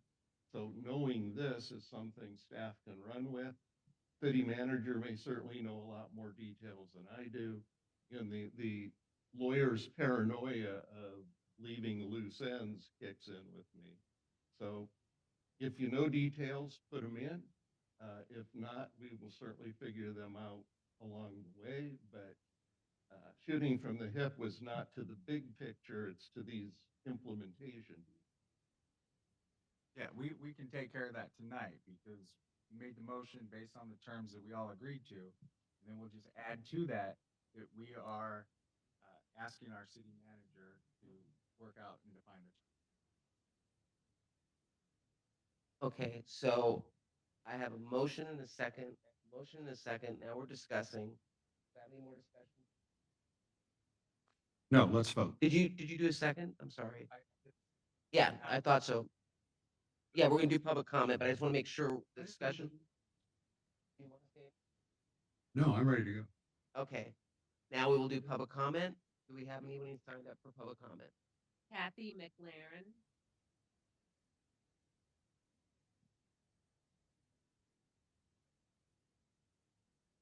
Would you call several so they can make their way forward? Michael Ross. Marcia. We're still on good afternoon, supervisor, mayors, and our city council people. This is very important for the cities to move forward with this mutually beneficial multi-use facility. The benefits to the residents of both cities for recreation and emergency preparedness are great. As a Palmdale resident, a representative for IBW NECA LMCC, 30 And- seconds. And as a Los Angeles County Building Trades and Construction worker, I ask for your support for the joint funding outlined for both cities. Thank you. Thank you. We're doing 1 minute. I announced in the beginning, we're doing 1 minute for public comment. I'm sorry, I announced it in the beginning. We're doing 1 minute. You're on, sir. My name is Michael Ross. I'm one of the members of the Palmdale Freedom Coalition. We stand adamantly against this idea. We love the idea of having the facility, but I absolutely agree with our attorney. I think we're coming off in the wrong direction. Have we considered other facilities or other uses of facilities within the city, like high school, gymnasiums and stuff like that for evacuation centers? By 2027, our city is going to have a deficit in its budget, according to the 15th page of our funding projections. I think that those are things that really have to be taken serious. And I got to tell you, Councilman Loa, you're my councilman. If you go for this, I will do everything I can to make sure that you're no longer my councilman. I'm tired of the regionalism. We're tired of it. Thank you. Next speaker. My name is Marcia. Palmdale residents took it upon themselves to create 2 recreational centers to use as emergency backup areas 25 years ago. They also took it upon themselves to build a event center in their city. They reap the benefits of that event center in their city. People come, they enjoy, they shop in 30 our area, and they eat in our area. We won't reap anything from Lancaster's. Thank you. Do we have more speakers? Can you call, please? Daleen Davidson, Proud Patriot, Mario Presents, and Abraham Salcedo.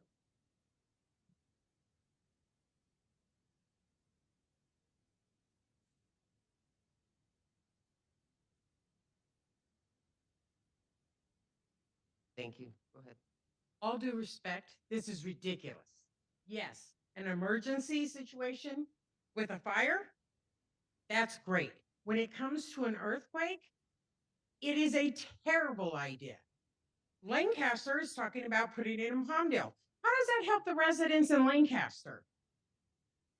If we're going to have an emergency evacuation, there should be one in Palmdale, one in Lancaster. There are too many people out here to try and 30 combine this. seconds. And you didn't even put it in the middle for people to get to. And you're doing this with how much? $32 million, and you're waiting for how much more? This is ridiculous. It doesn't benefit the residents at all.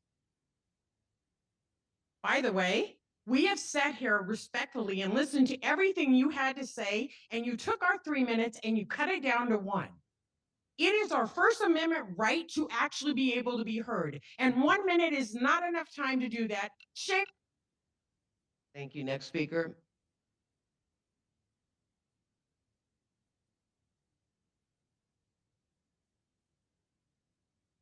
You could take that 1 minute nonsense back to LA.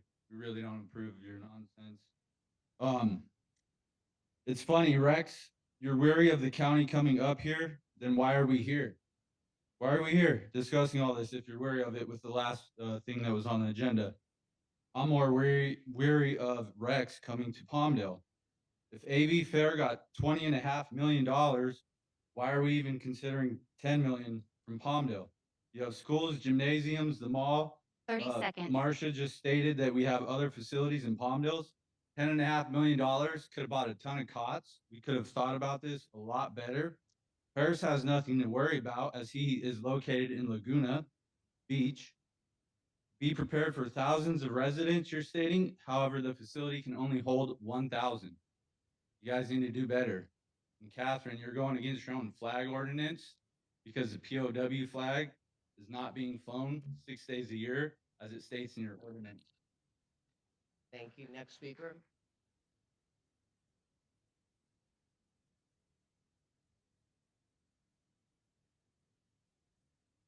Our cities should absolutely work together. I wholeheartedly believe that. I don't believe that Lancaster's intentions surrounding the emergency use facility are to the benefit of Palmdale.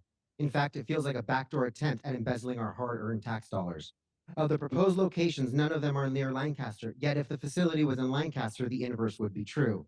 An emergency facility of this magnitude deserves to be near the border of our two cities, especially if this is intended to be a joint project. We don't build a pool in the neighbor's yard so we can walk into their home. The new fairgrounds, Jewel of Lancaster, is removed from any city center, and our yearly festival now hosts outside vendors that take our hard-earned dollars with them when they leave, but they'll come back next year.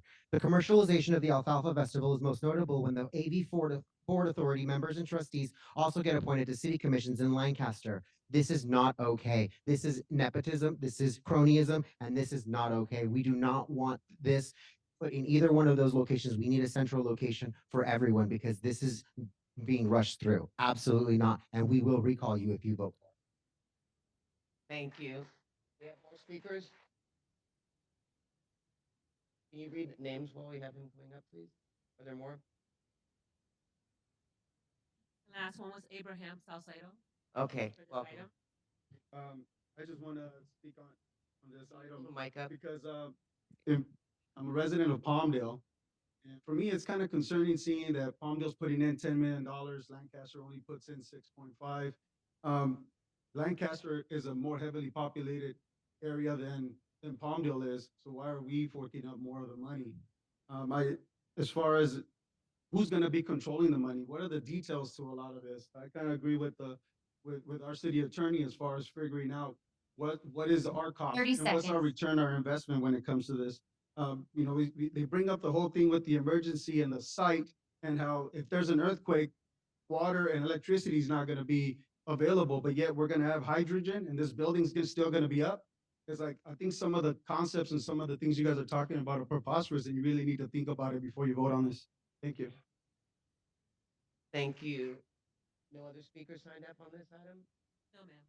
Okay, so now, we will have additional joint council discussion. Any comments? I'll call for the vote. All right. Are we voting separately or all together? I think we're gonna do roll call straight Yeah, down the we'll line. do roll call. Unless there's an alternate motion to postpone this or table the item, we'll move forward with the motion in the second that we have. Mayor Bettencourt, No. council members Loa Yes. and Olson. Yes. So, okay, You know, you're in Lancaster now, and you will either behave like you are in a public meeting or we will have you removed. so. All right? Wait a minute. Okay. All right, I'm sorry. Okay, wait. I want him out of here Let now. me get on, Adjourn back the on, meeting. let me, please. So the motion failed on the Palmdale side, so as. I'm No, aware- the motion. Oh, I'm sorry, I was. The other two. It's 2-1. 2-1, majority of a I quorum, you're stand good. corrected, so now we'll take a vote on the Lancaster side. Sorry, I was thinking the two that weren't here. City Council members Doris, Yes. Molly, Yes. Mann, Yes. Vice Mayor Chris, Yes. Mayor Paris. Yes. Passes unanimously. All right, with that, And you can recall me So- anytime you want. I'd be Such a happy to good do one. something else. all right. All right, Catherine, before we move on, can we know that you have a hard stop at 6 o'clock? correct. Can we choose someone Yes. from the audience to continue in your place? I would, yes. I would suggest, like Drew Mercy, Charlie Where is Hughes, Drew? or Gus Camacho. Either one of those okay with you, Laura? Yeah, that's fine. It's up to you all. Can we do a apologize, potty we're break? downtown at Yeah, 7. it's Drew okay? So I'm fine with whoever who you do we all have? select. Can do it. Who wants to do it? No, I'm fine. Huh. All right, but I've got 10 more minutes. So you can Okay, be that quick. come on up. All right, but thank you, and again, I apologize for having to be back downtown tonight. But let's move on. To do animal care and control is the next item up for discussion. And this is a review and consider options to mitigate the cost of animal care and control services through programs, engage local rescues, feasibility study options for alternatives. Good evening, Supervisor, mayors, and council. The cities of Palmdale and Lancaster both contract with the County of Los Angeles Department of Animal Care and Control to provide general animal care and control services within their corporate limit. Both cities. The cities are billed based on the service level provided within parameters of the annual service level request forms. And the rates of costs have been increasing steadily. Ultimately increasing, such as the flat rate for the kennel services, that's going to increase up to 10 days, which started at a 5-day flat rate fee, which is currently at a 7-day fee. In 2021-22, Palmdale's estimated cost of animal control services was $978,330 with fees collected of $219,499 for a net cost of $758,831. The actual net cost for 21-22 is $846,077. In 22-23, we anticipate a net cost of $1,306,900. In 23-24, we are anticipating $1.7 million for the net. So it's continuing to go up. Lancaster has increased at a similar rate.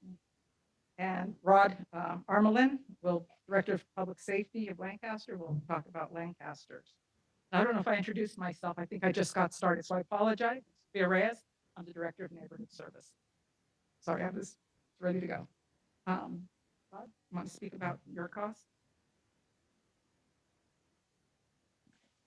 Good evening, council members, mayor, and supervisor. Good to see you all. So for the city of Lancaster, our estimated cost for animal control services for 21-22 was $1,083,987 with fees collected of $201,637. The actual cost for 21-22 was actually $1,347,098. When we prepared this report, we didn't have our actual costs for 22-23, and we have those figures now. So I'd like to give you that. So our actual cost without fees removed for 22-23 was $1,916,857. That constitutes a 42% increase. Our projected costs for 23-24 is $2.4 million, and that projects a 26% increase. So the fees are going up substantially. In fact, one in particular that I'd like for you to know about is their kennel housing fee, which is going up $146 per unit, which is a 40% increase from the previous year of $368.46. I'll bring Sophia back to close for us.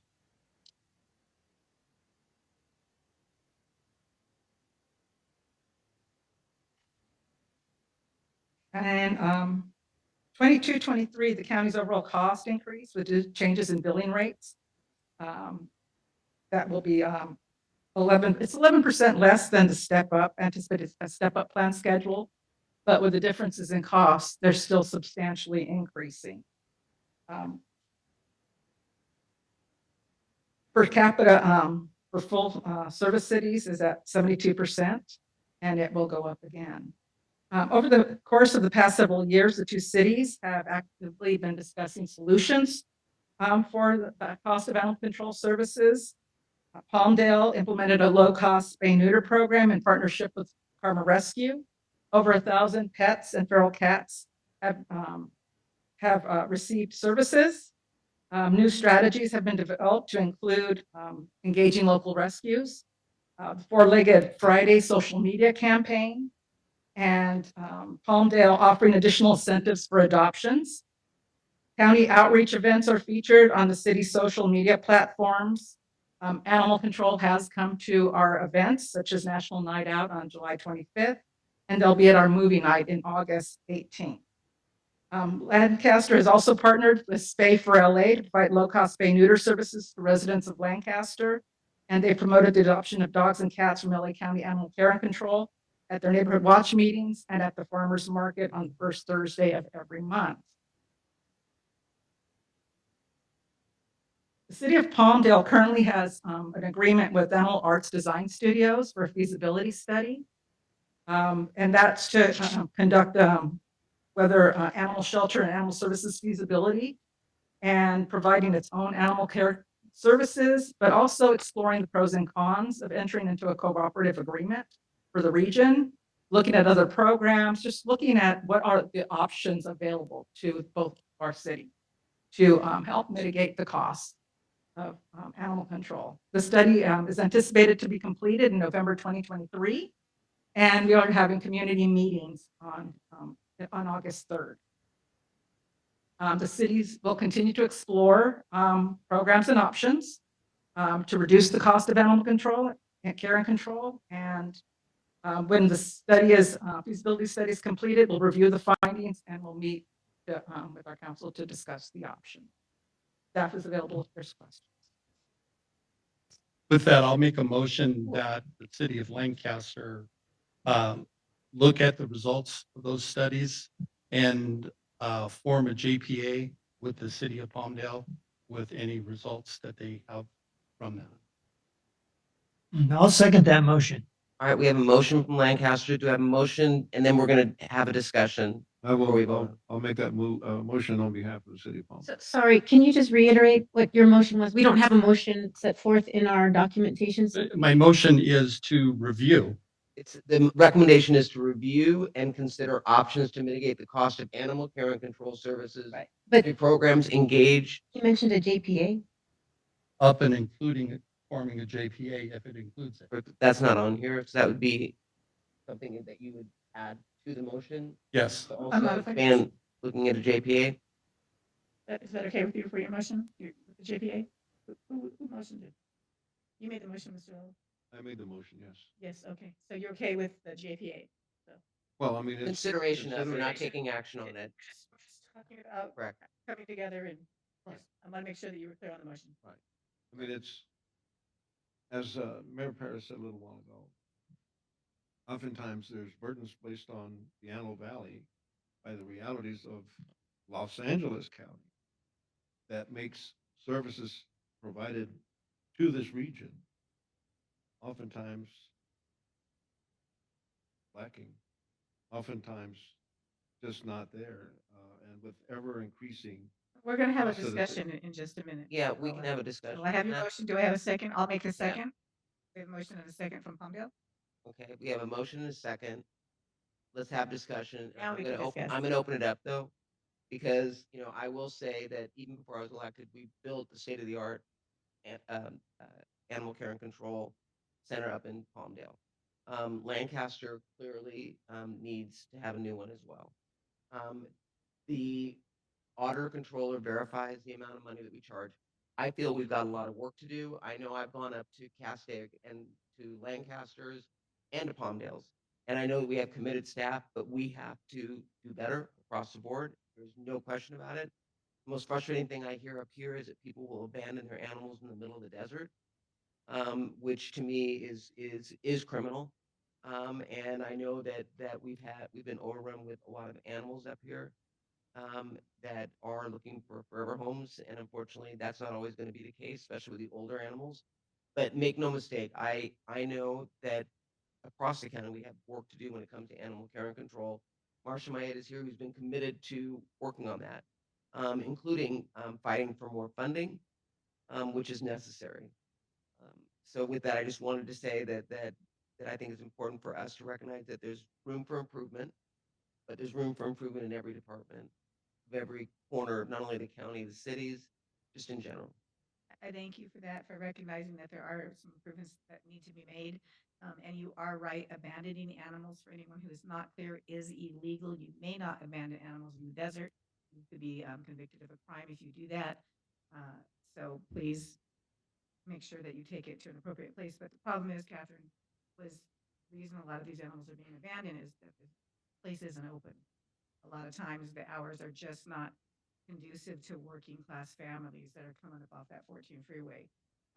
So we'll talk later. No, that's a about good that. point, and I think that that's what we're gonna, this report back Yeah. and the study is going to produce, is that would be an area where we need to do, need improvement. Yeah, and you guys know I have not been shy. No, I know, and I appreciate. And I have seen changes with animal control. I'm starting to get some good comments instead of bad, which is new for animal services. So I appreciate the efforts that you guys have already made, and I hope that we're gonna continue to work together to improve it. I just Absolutely. wanted to, thank you. No, absolutely, 100%. It's definitely changed. You know, Ms. Barger, Yep. I think part of what's being expressed here is our anxiety and our desperation really at Antelope Valley, including the city of Palmdale, the city of Lancaster, and the unincorporated areas, just being on the behind, in other words, in terms of funding, in terms of service, in terms of providing the things that we contract with the county to provide to these areas. It goes in transportation. We talked about mental health a little while ago. We talk about the sheriff's department. I mean, in all of these categories, I think the feeling is widespread, certainly on this council. Then I But look we're not forward to getting- working with you to address that, and I think that I actually take issue with, animal care and control in particular. Because I know that when the facility was built up here, it was built recognizing that the Antelope Valley needed the services. Again, can we do better? Absolutely, but you all are a contract city with the county. And so I would say, just like you're a contract city with law enforcement, with libraries, I mean, across the board, not libraries, but I mean, a contract city. So you are our customer. And I think it's important for you, through your council, but also your city manager, to make your needs known as our customer. Well, I think that this joint meeting, Mhm. I thank you for Mhm. being the chairperson for this. Yeah. These joint meetings gives us an opportunity to address this collectively with you directly. I I agree have, 100%. I have every confidence in you as our representative. It's the county, the bureaucracy, it's the rest of it that somehow we end up on the short end of things. I hear you, and that's why I will continue to fight, not only for animal care and control, but as you brought up, mental health. I think it's important, and this region, when you look at the growth up here, this region is the fastest growing area in the county and cannot be ignored, nor should be ignored. And I agree with you 100%. Thank you. Yeah. Do we have any speaker cards? Laurel Forest, Why don't you call them all? just Just one. one? Okay. Welcome. Thank you very much. I quite agree with Madam Supervisor Barger and Mayor Bittencourt. It is a crime to abandon an animal without care in the desert. However, the unfortunate problem is that for many years now, the Palmdale and other shelters in the Antelope Valley have not been able to take in cats, all the felines. What they're doing is subordination of a felony. They are instructing people, and I've witnessed this myself at their building, and last week's volunteering at the Dolores Huerta Foundation, 2 men 30 came along seconds. with two-week-old kittens that they took to the shelter and were told, take it back to the dirt road in the desert where you found them. They rescued them, they found them, and they're told to abandon them. It's heartbreaking to see this. And now myself and a friend of mine who are partners in dog rescue, and pardon me? I'm so sorry. We have written and presented a comprehensive program to cut down the overpopulation of animals, to increase public education. I hope when this reaches your desk. Yeah, so what I'm gonna do is, Stephanie English is gonna come and talk to you and get the information, and we'll follow up, okay? Uh-huh. All right, I'm gonna have my stand-in. Can we do real quick? Can I call for the vote? While she makes her way up? Yep. Call for the vote.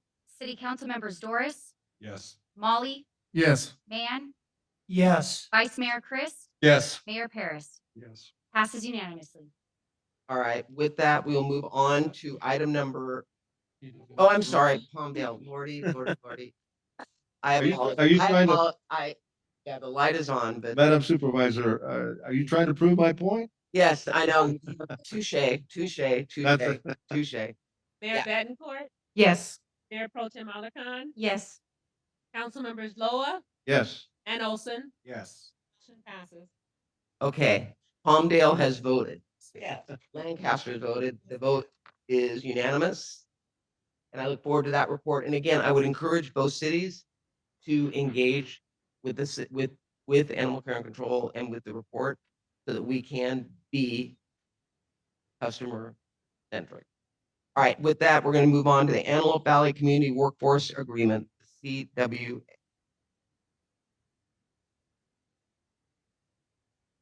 Have the Yeah. speaker introduce Anyone need a themselves. break? We have a presentation on this? Do we? Okay.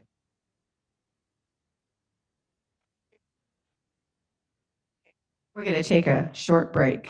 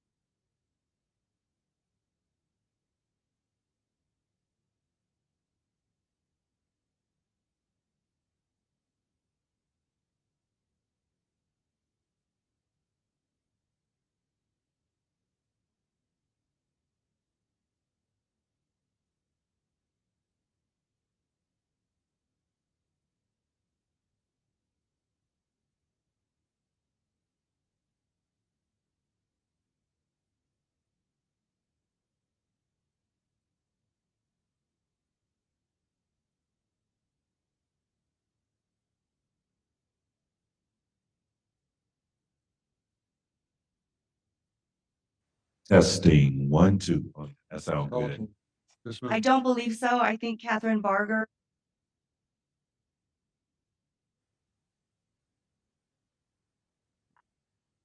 Thank you. I'd like to call this meeting back to order. If the Palmdale City Council would please step forward. Mayor Bettencourt and I are present. Well, you guys called for women. Here we are. I'm here. I think we have to wait for one other. No. I believe our other members are making their way back, so we can continue. I hear footsteps behind me.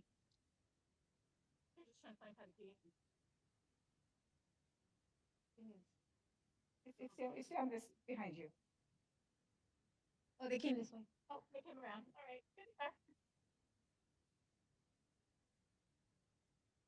Okay, I'd like to call this meeting back into order at 6:10 p.m. Just a quick introduction. My name is Angie Hughes, and I am the president of the Antelope Valley Fair Board. Before you guys beat me up, I am a long-term resident of the Antelope Valley Fair, or Antelope Valley. I've served in many capacities, Girl Scout leader, PTA, and I've represented both Palmdale and Lancaster. So let's move on. We're looking at item 7.3, the Antelope Valley Community Workforce Agreement. It looks like there's recommendations. Number 1, approve and authorize the city managers or their designees to collaborate with LA County and Orange County Building and Trade Council to identify, support, and/or pursue changes to the vehicle miles traveled metric established by the state of California through the passage of Senate Bill 743. There are no commas in this, people. Number 2, approve and authorize the city managers or their designees to negotiate with the Los Angeles Orange County Building and Trade Council a mutually beneficial community workforce agreement. Mayor Bettencourt? So first of all, I just want to make a note that is Austin recused himself or has he left? He's here. Councilmember Bishop has recused himself from the balance of the agenda. Okay. I believe we do have a staff report on both ends Oh, okay. on this matter. Okay, so we'll go ahead and have the staff report. Come on up. Good evening. It will be a brief staff report, I promise. So, good evening, Chairperson Hughes, mayors and council members. I'm Trolis Niebla, the Assistant City Manager for the City of Lancaster. And this item is, as Chairperson Hughes stated in the recommendations, it's a recommendation really for both cities to mutually work together to collaborate with the Building and Trades Councils to pursue some much needed changes to Senate Bill 743 that will really streamline development, lower housing costs, and create jobs here in the Antelope Valley. Skilled, high-paying jobs, mortgage-paying jobs. Both cities have a history of working and collaborating with the unions. In 2018, both cities respectively signed their community workforce agreements with the Los Angeles Orange County's Building and Trade Councils. That really strengthened the AV's commitment to using local, skilled, and trained workforce labor to construct our capital improvement projects. Since that time, we've constructed hundreds of millions of dollars of projects using that local workforce. That's all through the work of these councils that we've created thousands of jobs here in the Antelope Valley by doing that. So now there's an opportunity for the unions and the cities to work together to pursue changes needed on Senate Bill 743 to help streamline development. This bill went into effect in 2020, and it changed the metric that we use during the environmental process of a project. It changed us from we used to use what was called level of service to identify traffic impacts. Now we use VMT. What this meant for suburban areas like the Antelope Valley throughout the state is it has become very difficult, very costly, and a lot of times impossible to mitigate the traffic impacts on a project. So what this has done is added millions of dollars to a lot of projects that we're working on. It's slowing development, and it's in a lot of cases, we're seeing it actually kill the development projects. This all leads to higher housing costs and less jobs up here in the Antelope Valley.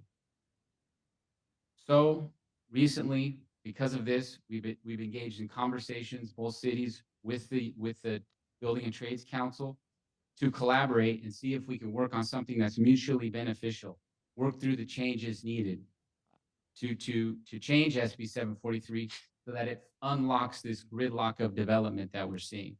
With that, I'd like to move that the councils take the recommendations as identified in the staff report, and we are available for any questions if you have any. Council, do I have a motion? Before I make the motion, which I'm happy to do, I would like to suggest, so just say a couple things before so I can explain what my motion means. Our CWAs are for a period of 5 years. They were executed in 2018, so they're set to expire very, very soon, but they're likely to extend another 5 years based on these renegotiations.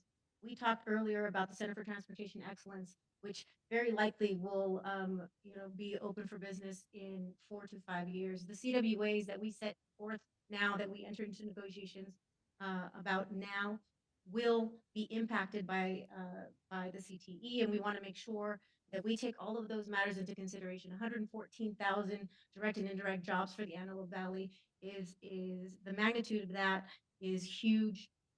So I would like to introduce the motion, but maybe suggest that we as council members, because the CWAs will be so important moving forward, that we have council representation on the, I think the direction is that we direct staff, but I would like to suggest that maybe we have council representation included in the ongoing negotiations with the trades. So is that a motion? Sure. That's her. That's your motion? Do we have a second on her motion? Motion failed. You can second it? All right, so we have a motion and a second with the amendments. Wait a minute, wait a minute, wait a minute. I'd like to add something to it. I think Andrea has a good point. I think that there should be a council representative from both cities on negotiating that agreement. And I would like to amend the motion to add the vice mayor and the mayor pro tem from Palmdale or their representative to attend that negotiation for the workforce agreement. Sir, I respectfully disagree. If you look at our campaigns as elected officials, a big chunk of money often comes from our unions, and I would hate for someone to be perceived as one hand washing the other. So I think we need to keep those distinctly separate. If I heard you right, Councilman Andrea, you wanted it, your recommendation is to approve and authorize the city managers or their designees. So your motion was to put a council member on that? Right, in addition to the city managers, to have a council Designate. representative from each council, one from Lancaster, one from Palmdale, to join in the negotiations moving forward. Right, so that was a first and a second. Could Is we that, make is that it? not okay? Are you specifying you want the mayors? Yeah, I want the vice mayor and the, Will any of your other councilmen be okay for you? do they do this all the time? Yes. Welcome to. What was your question? Palmdale has a motion to approve and authorize city managers or their designees, and she's added a council member to Mhm. this.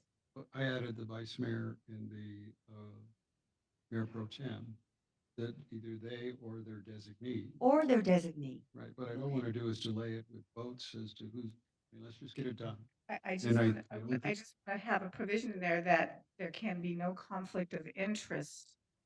That's why you would use a designate. A designee, very good. Well, a designee, Okay, okay. So Mayor, that was your first? Are you able to motion? that's the motion. Awesome. You have a first and a second? Will somebody make the motion? I'll make that motion. Second? I'll I'll- second.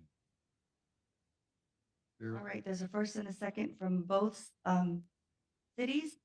Well, Now we have to go into joint council discussion. My understanding is that there's been an alternate motion, which is that specifically designates the mayor pro tem for the city of Palmdale and the vice mayor for the city of Lancaster. Or their designees. Well, there was an Yes. amendment to the motion that I made. Right.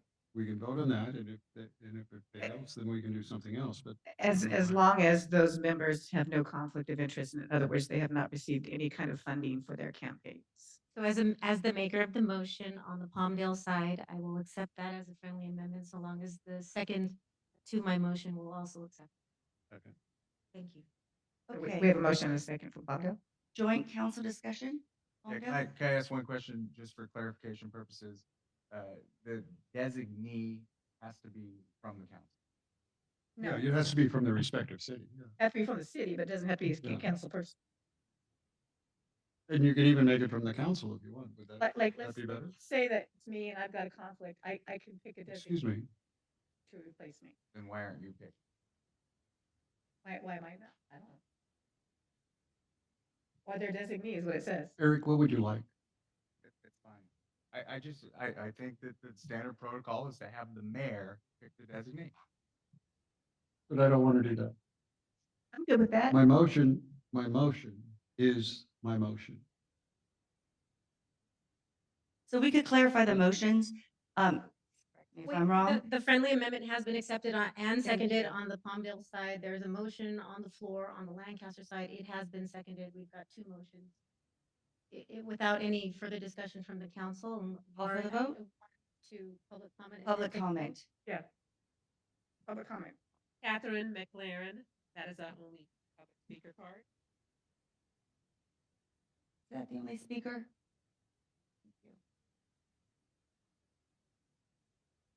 Good evening, Ms. Hughes and mayors and council. I would like to say that the building trades look forward to collaborating with you. It's all about making it a win-win situation for everyone. We've done great work. We brought a lot of people into our trades, and they have done very well, and they are doing, many of them are purchasing homes. 30 And seconds. with the work up here, they're able to spend time with their families. So we really look forward to working with you. And Chris would be here, but if most of you don't know, they have taken him to Washington. We're getting another area rep, but that just means that we're going to have area representation and also someone in Washington to help us. So it's even going to strengthen these kind of agreements that we're working on. And I look forward to working together. Thank you. Can I? Kathy, before you Kathy? leave, can I please have you tell how you're related to the unions? I don't think the public knows. So I work for a labor management corporation. So I work for the International Brotherhood of Electrical Workers and the National Electrical Contractors Association, and in a labor management corporation cooperation. So I work for both sides, and simply my job is business development. I work on being a director of transitional technologies.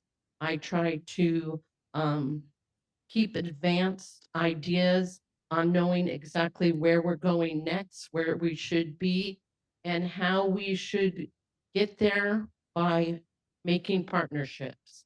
And we're willing to help in any way we can.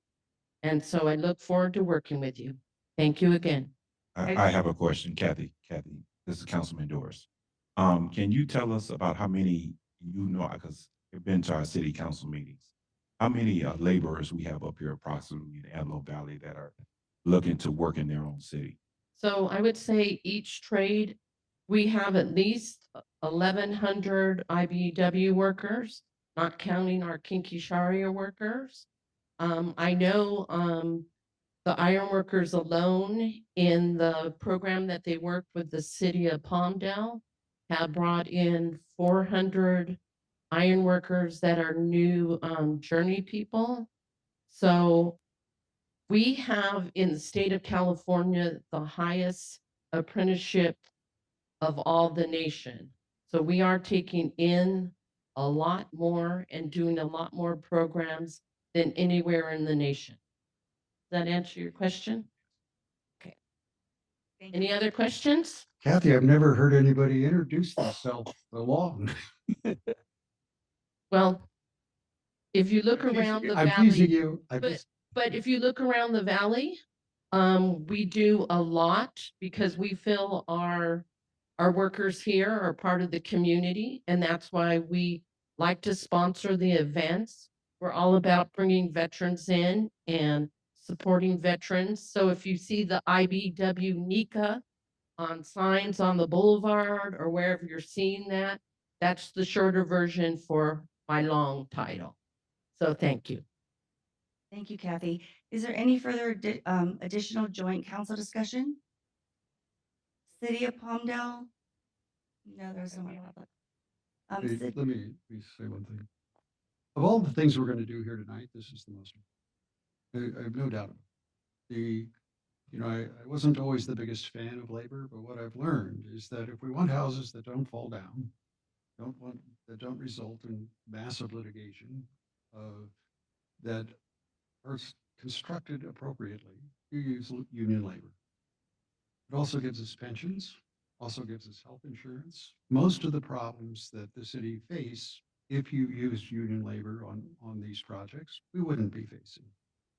That's also why I want somebody on that group that has a history of working with labor.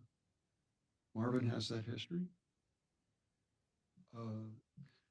And what is it?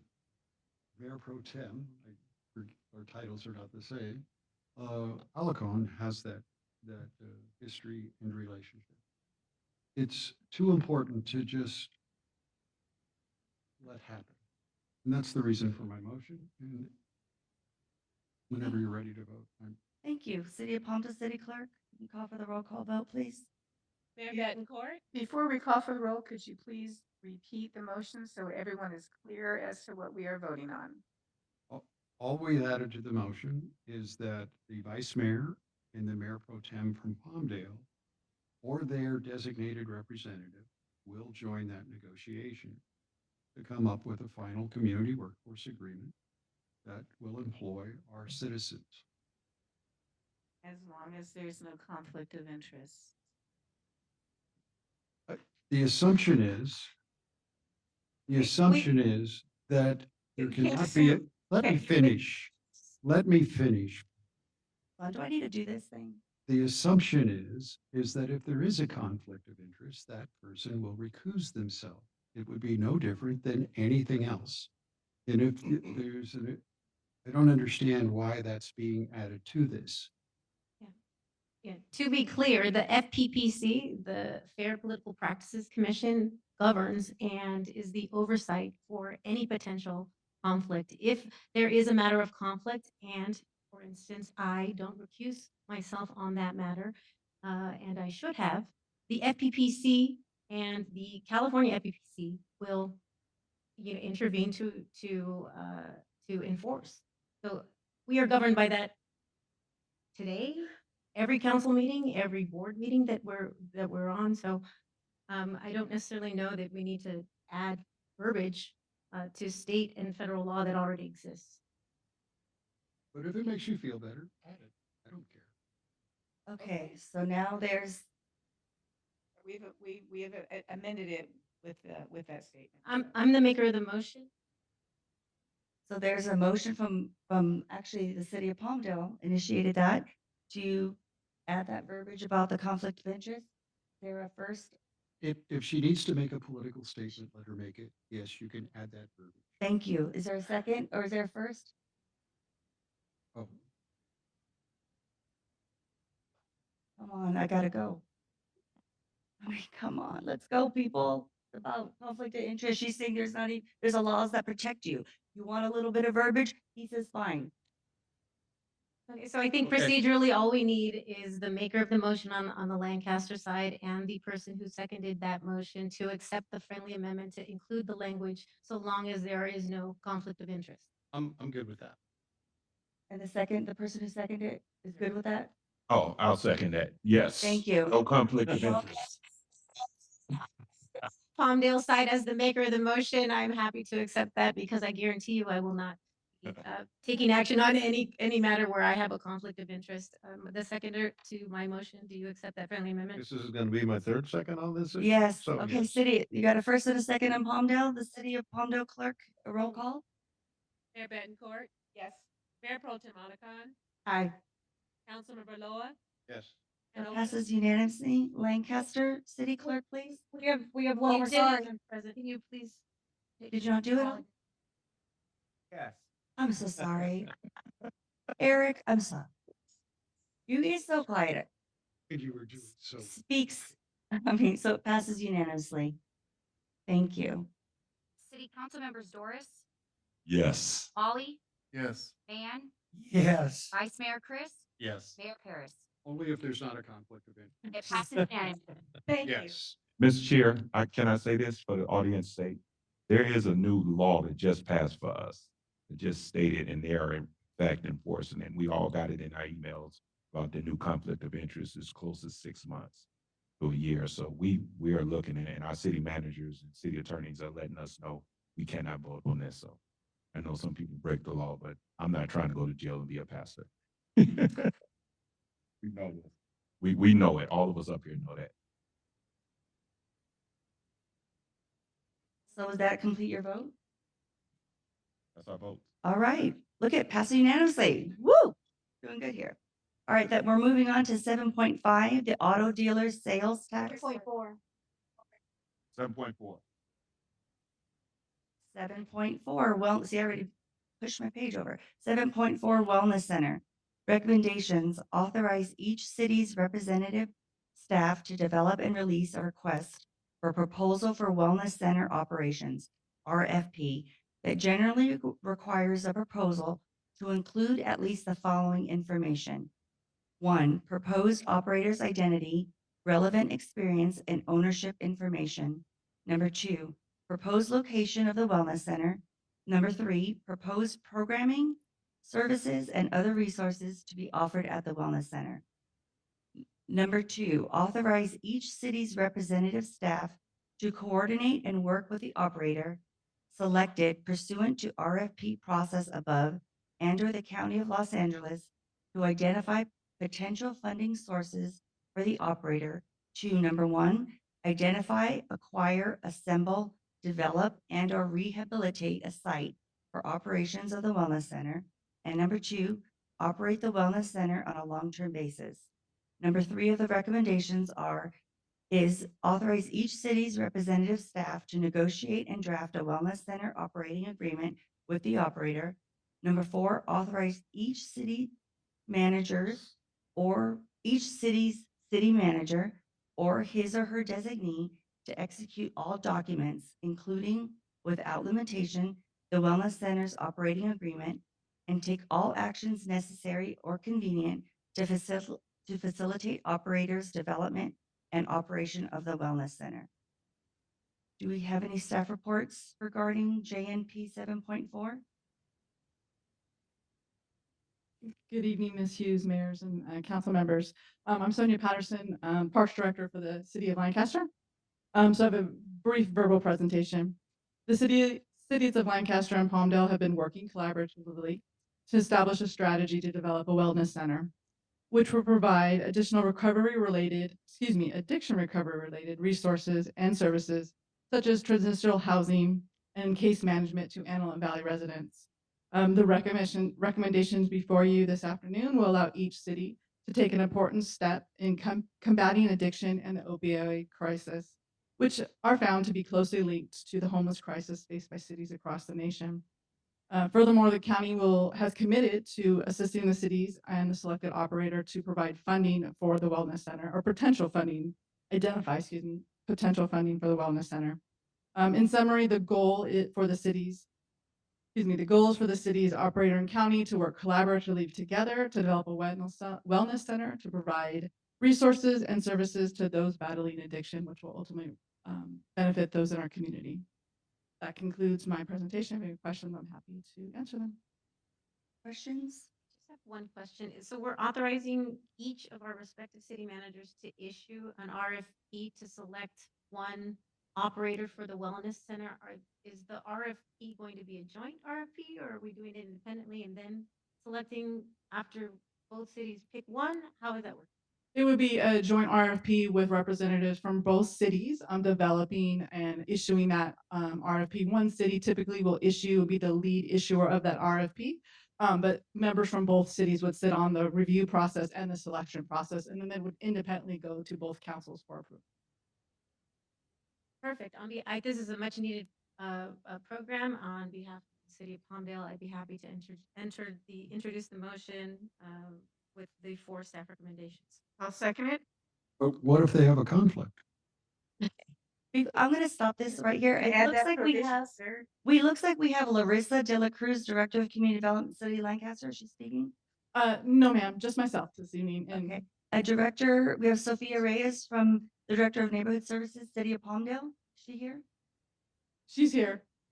We have a I was motion gonna, and a I was second. gonna Yeah. do the Oh, presentation on I'm behalf. sorry, there was Yeah. like this, It's kind of out of order. It's it not her is fault. out of, Yeah. okay, I'm thank you. doing the presentation on behalf of. This is such an important project. Mhm. We already know what Ms. Sophia Reyes is gonna say. Yeah, We're so- happy to support it. Absolutely. And like, I said, we have a motion and a second already because this is such a priority for our region, I think for both cities. Anything we can do to help stop the opioid crisis, the drug addiction that's happening in our communities, I'm willing to work with anybody to help stop this crisis. Thank you. Is there a first and a second from? On behalf of Lancaster, I'll move 7.4, 1, 2, 3, and 4. I second that. I wanted to say. All right, public comment. Are there any speaker cards on this? There are no speaker cards at this time. All right, are there any further joint council discussion? City of Palmdale, City Clerk, can you please do the roll call? Mayor Bettencourt, Yes. Mayor Pro Tem Arlecon, Aye. Council Members Loa Yes.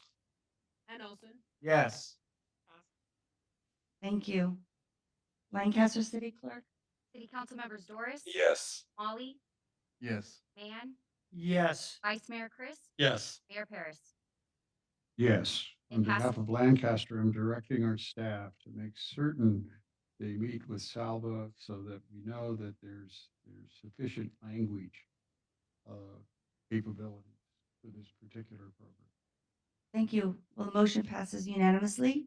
Moving on now to 7.5, Auto Dealers Sales Tax Sharing Agreement.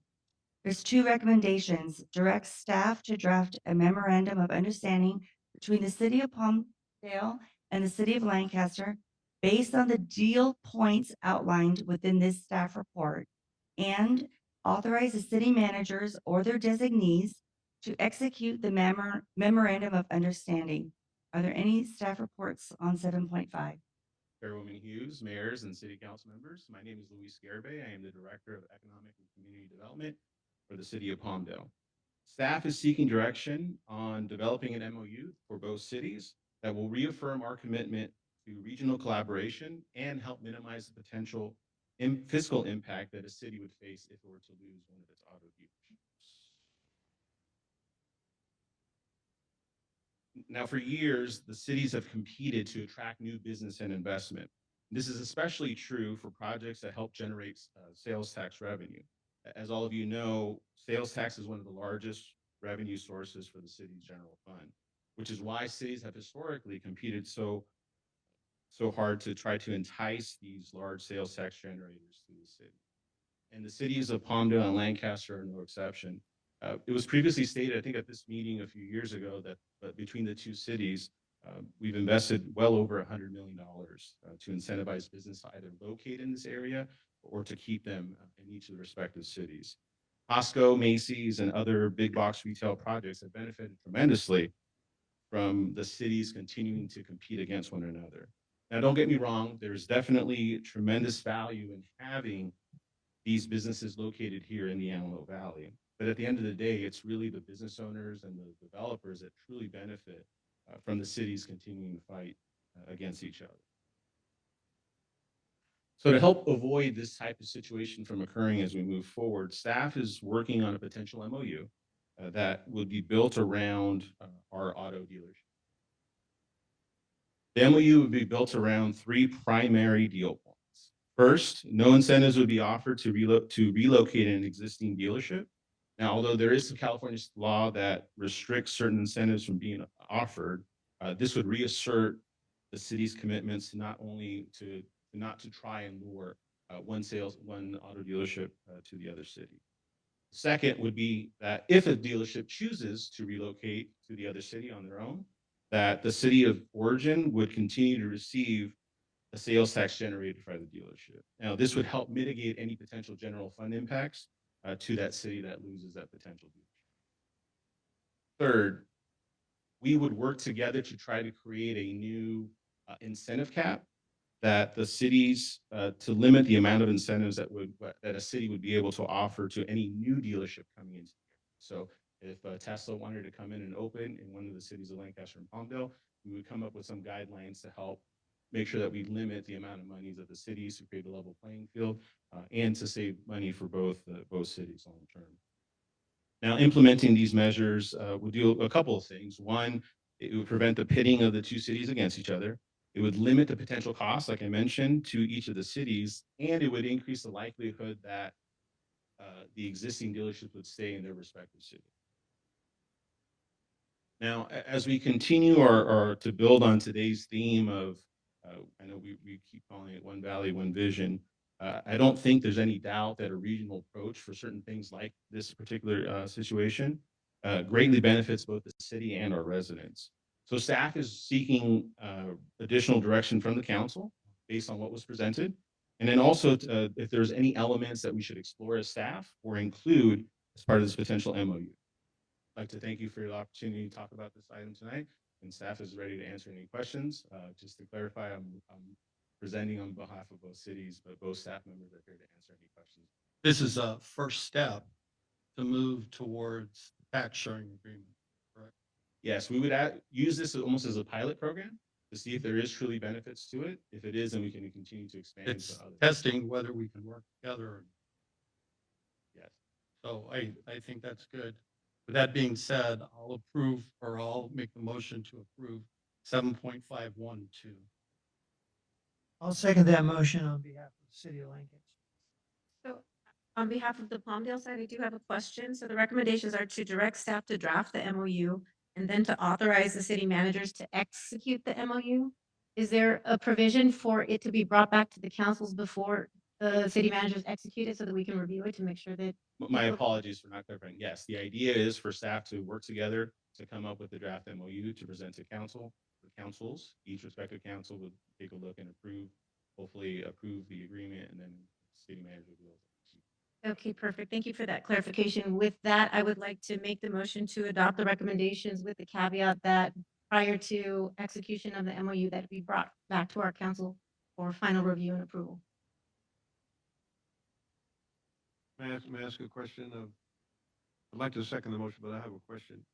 On item number 4, the dealerships that will offer a vehicle brand that currently doesn't exist in the market should not be the subject of the MOU. But the next sentence seems like it talks about the two cities working together in terms of, well, basically not competing with each other to attract a particular dealership. Is that what's meant by that second sentence? So the idea of that third deal point would be to come up with some parameters that both cities would agree with in the situation that a new dealership would. All right, for example, if a Lexus dealer wanted to come here, how do the two cities not end up competing against each other to try and attract a dealership like?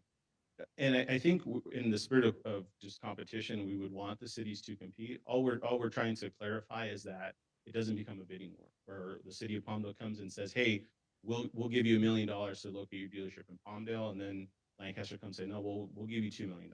So for us to come together and come up with some guidelines that it could be, hey, we're only going to be able to offer land or fee waivers or some financial limit cap so that it levels the playing field and the dealer gets to choose as opposed to everyone just one-upping each other and making it not financially the best decision. So that's what's envisioned by the staff Yes. recommendation here? to do- And all that would be included in the final draft of the MOU that would. So I guess my concern on the new dealerships is putting a cap on it for either city.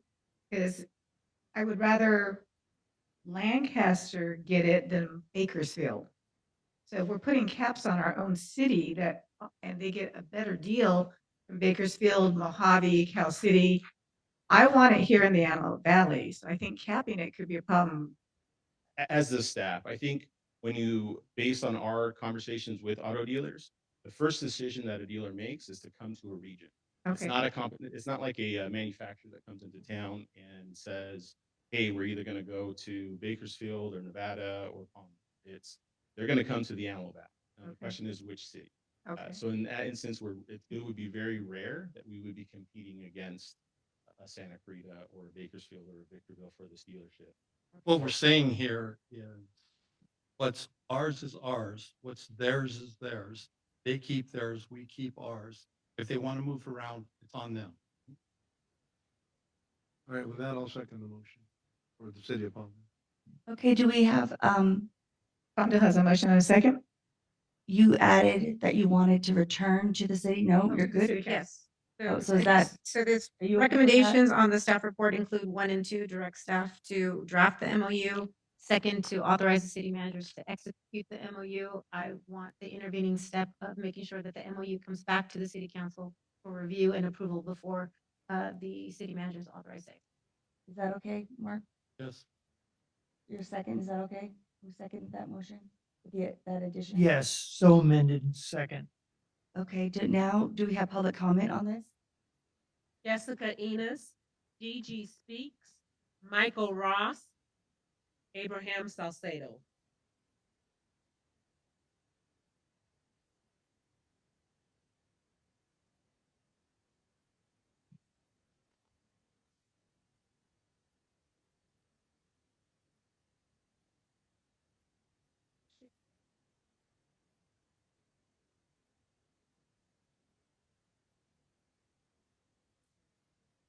Good afternoon. My name is Jess, and I'm a citizen of Palmdale, previously a citizen of Lancaster. I'm addressing this council in strong opposition to the auto dealer shared tax agreement. Sounds a lot like Lancaster is looking for handouts and help because businesses and people are running from their city as fast as they can. It's no secret why businesses are leaving to Palmdale or even out of the state completely. Lancaster has higher crime rates, more homelessness, and a sheriff's department that is stretched beyond thin due to lack of support from their city and county. Palmdale suffers from these things too, but Lancaster is in far worse shape. 30 seconds. My suggestion would be that the city of Lancaster to audit how they are spending their finances and allocating funds and look to bettering their city to entice businesses to want to stay. This is the beauty of capitalism. This idea of sharing taxes is communist and socialistic at its core. To the city of Palmdale, we cannot continue to allow Lancaster's corrupt businesses, dealings, and interference affect our city. We already know the mayor of Lancaster has contributed to campaigns of our own city council, and that sounds like a conflict of interest to me. It's clear that the city of Lancaster would be the only beneficiary to this type of agreement. Next speaker? I'm sorry, I have no questions right now. Because she loves her more than you. Next speaker?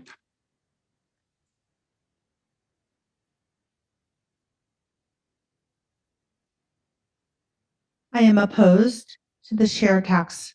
I don't pay my neighbor's electric bill. They don't pay mine. We all have our own bills to pay, and I think it just needs to stay that way. Thank you.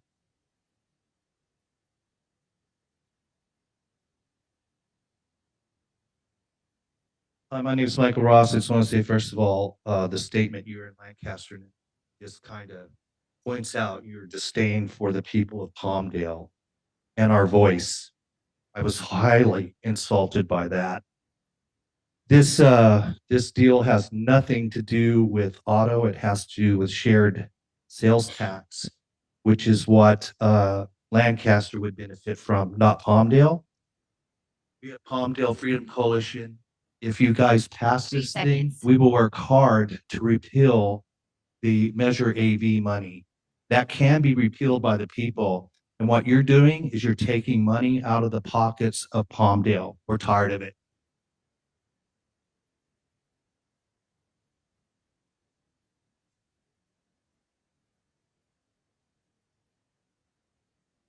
Hello, everyone.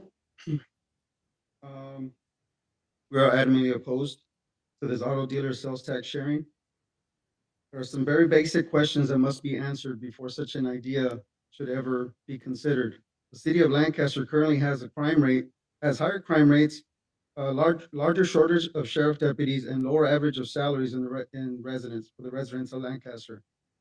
When compared to Palmdale, Lancaster also rates much lower than Palmdale in terms of fiscal solvency. 30 seconds. These things being true, what would entice any business to move from Palmdale to Lancaster? The staff report of the upcoming joint city council meeting mentions common practices used by various cities to entice businesses to relocate and then refers such practices as negative impacts. In my opinion, this is just another way to get Palmdale's money for Lancaster. This is taking from Peter to pay Paul. And it's horrible decision. You guys need to take care of Palmdale first. That share tax is Palmdale's, not Lancaster's. Are there any other speakers? Shailene Davidson, Proud Patriot, Mario Presence, Marcia.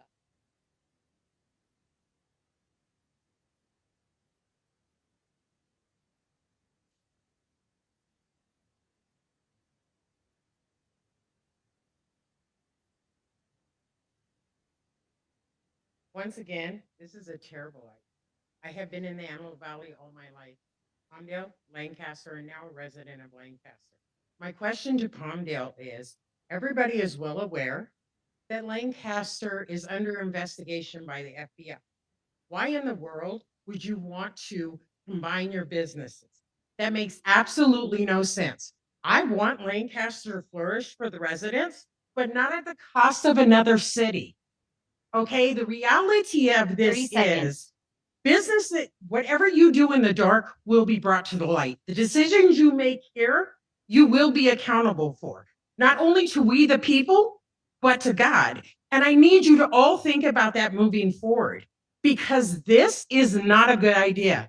And by the way, if you want to get together, why don't you back our sheriffs so they can actually do their job, put criminals away, and actually make this a safe place for actually businesses and residents.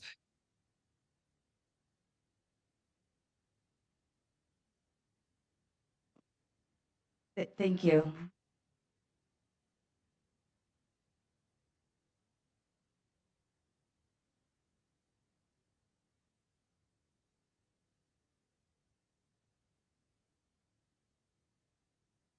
Your phone's not on. There it is. Did Rex not make enough revenue off his BYD mask? Do we really think any car dealers are going to flee Palmdale and head to Lancaster? Are there any other cities in our nation that have previously or currently allowed tax flow of money to leave their city? What are the financial benefits for the city of Palmdale here?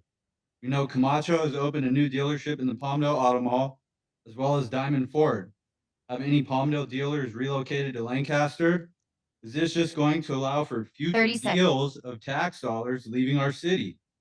Rex is not for freedom. He's on record threatening citizens for not wearing masks, threatening his own employees of Lancaster City for not getting an experimental use authorized shot. I'm appalled that anyone would consider doing business with this man. However, knowing he has contributed to Palmdale council members' campaign, like Andrea Alicorn, I am in opposition of allowing our tax dollars being sent back to the city of Lancaster. Rex. Thank you. Next speaker. I think it's valued at 11 now. Good, thought I'd throw that out. Yeah, I did, as a matter of fact. The cities of Palmdale and Lancaster are closely intertwined, and I've watched both of their development over my lifetime. When Lancaster upgraded their boulevard, did Palmdale ask about tax sharing? When Lancaster partnered with BYD creating new jobs, did Palmdale receive shares of employment tax collected? No. Lancaster is facing financial issues, and Palmdale, a valiant steward of our taxes, is ready to reinvest in itself. The allure of combining these communities for the betterment of the residents is noble. However, reallocating success where there is failure is not the answer. We don't take from the A student to 30 give to the D seconds. student to make a C+. Lancaster, a city under FBI investigation, is trying to convince the residents of Palmdale to spend money, time, and invest in Lancaster. Palmdale, a business-friendly and freedom-loving city, is exploding with growth, while Lancaster, the last Metrolink stop, experiences longer and longer response times from emergency personnel. Palmdale's mayor lives in our community and can be seen living her daily life, while Lancaster's mayor, well, he donates to Alarcon, Loa, and Olson. The residents are tired of politicians reaching into their pocketbooks. According to the California League of Cities, Palmdale outperforms Lancaster by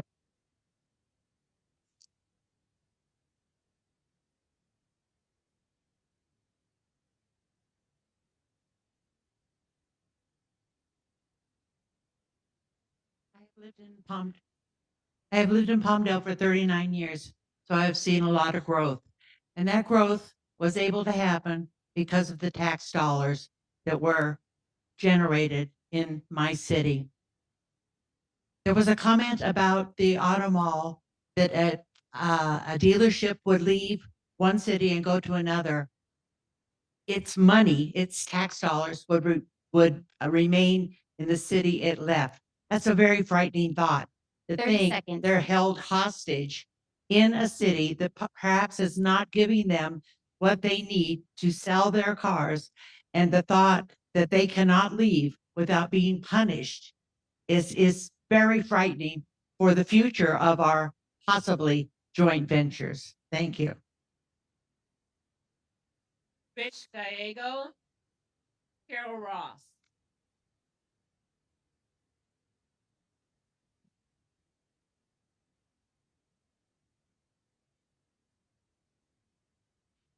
Good evening, Rich Gallego from the Palmdale Freedom Coalition. First, I want to say that the idea of competition is a cornerstone of a free market economy. And for Mr. Garibay to suggest that we should somehow quash competition, I find it un-American. I find it offensive.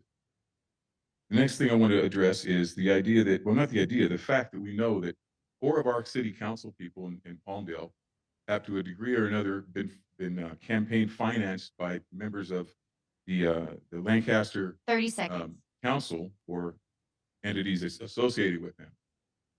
Seems to me like, and I'm glad Ms. Alarcon brought this up earlier, the FPPC definition of conflict of interest is exactly this. If you're financed by people on this side, you should not be voting. You should recuse yourself because this is a conflict of interest to try and give our tax dollars to Lancaster. I should see 4 recusals on our side. And if I don't, then I don't know what Ms. Alarcon was talking about earlier.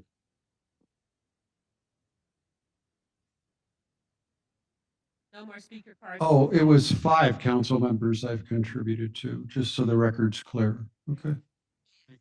Thank you. I'm so glad we have that on record. I adamantly oppose the auto dealer sales tax sharing agreement. As a Palmdale resident, I oppose regionalism, and I am disturbed by the growing involvement of the city of Lancaster in the business of Palmdale. The tax sharing agreement is one example of the obvious move toward regionalism, which is becoming increasingly apparent. I do not believe this trend is beneficial to Palmdale or its residents who have the right to have their voices heard within their own city governance. Palmdale and Lancaster, as well as the other cities of Los Angeles County, already collaborate on a county level. Just as we are tired of LA County telling us what to do, we are doubly tired of being pillaged by Lancaster. Section 3A of the California Constitution states the people have the right to instruct their representatives.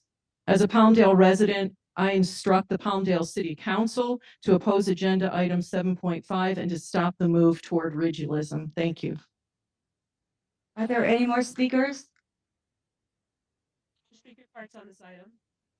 I'd like to make a clarification on this about, well, within the last year, we've had some major changes throughout all the car dealerships throughout the valley as far as ownership. They're all looking to expand, to do different things. And they came to me and they asked me, I've had 4 car dealers from the city of Palmdale come to us and look to relocate in the city of Lancaster. I don't think that's a good idea because what happens is because of the history, and I've seen it happen, we all get mad at Palmdale. Palmdale gets mad at us for taking their car dealerships. What this is trying to do is not take any money, is not give you any money. It's saying, stop. Okay? What's yours is yours. What's ours is ours. We're not going to be manipulated by any of this, and we're going to work together to make a better Antelope Valley. But be perfectly clear, this is not giving us any money or you taking any money. This is about making sure that we're not forced to give money that's being negotiated upon back and forth, because that's what it is. If I can say something too that hasn't been said already, is the other side of that coin. There are dealers asking the city of Palmdale for money. And, you know, the underlying threat basically is if you don't help us, we'll look to relocate to Lancaster. If we do this, that takes away their leverage. You know, when I oppose something, I usually read it first. Um, You know, if you look at the numbers, Lancaster gets more sales tax than Palmdale and has gotten more sales tax ever since the last 20 years. It has more to do with Costco than it does the dealerships. But I mean, that's the reality of it. And what I've seen people do for 20 years is balance this paying people to open their businesses in their respective city. You know, developers make a tremendous amount of money in cities to do that. But if we don't do that, how are we going to get campaign contributions from these developers? I mean, that's the truth of it. That really is the truth of it. It never should have been tolerated in the first place. It's reality. And I don't get campaign contributions, so sorry, folks. Are there any comments on Richard? We've had lawsuits in these two cities because of one dealership moving to the other city and then an attempt to cost them millions of dollars in legal fees. Um, this is not an attempt to stifle free competition as far as the businesses are concerned. It's an effort to have the two cities work together so we're not trying to take from each other the assets that are already there in terms of sales tax generation.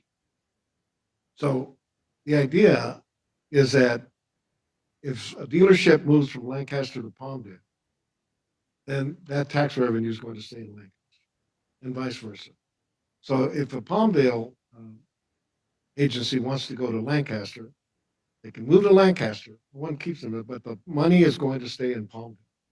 That's the way I understand this. And then insofar as any new dealerships, this would create a mechanism for which the two cities would work together to make sure that we're not fighting each other and costing each other sales tax, costing each other legal fees, and more additional strife. The whole idea is to work together. And this is not any kind of a restraint on competition as far as auto dealers are concerned. Lancaster, any other comments? Absent any further discussion, I'd like to call for the question. I have some comments. So, you know, I've read it over again and I go back and forth because I was here when we lost one of our dealerships to Lancaster. And we did lose all that tax revenue. Is there anyone here from the dealerships that could speak to this? Were they invited? I'd really like to hear directly from them. Yes. Come on up. Come on, Gus, pull a I speech don't mean to put you pull on a the speech spot, out but of your ear I without any I preparation at want to all. first person perspective here. So as a car dealer, I would love to get incentives to move from one place to another, you know, if it's beneficial for the business, but on a whole for the community, it's a lot better if there isn't money being wasted. I'd rather see that money instead of being wasted on a particular dealer moving from there to another place, being used to market, to bring more people to shop local, to shop in our area. I think overall that would be a much better use for the money than to have it go to just one individual dealer particular. I don't know if that answers your question now. Thank you. I just wanted to know, you know, what you thought about this proposal, and have they reached out to the dealerships while this was being talked about? The We dealerships? did, yeah. Actually, Luis came by our store and we met with all the auto dealers and we talked about it. Okay. I think they're, you know, we're at least I'm locally. I was born here in the Antelope Valley. I've lived here my whole life, and whatever's better for the community in my sense. If I looked at it as just my business view, I would say, oh yeah, if we can, you know, get money to help us out with this, that, or the other, it would be, you know, as a business owner. But as a community, this is definitely better. And I think our dealers looked at it and they said, yeah, this is better for our community. We don't want the going back and forth. It's just wasting a lot of taxpayer money. Thank you very much. Are there any other questions? So the motion before us is just to direct staff to come up with an MOU that must be reviewed and approved by the city council. So the motion is just to kind of see what they come up with for the MOU on this.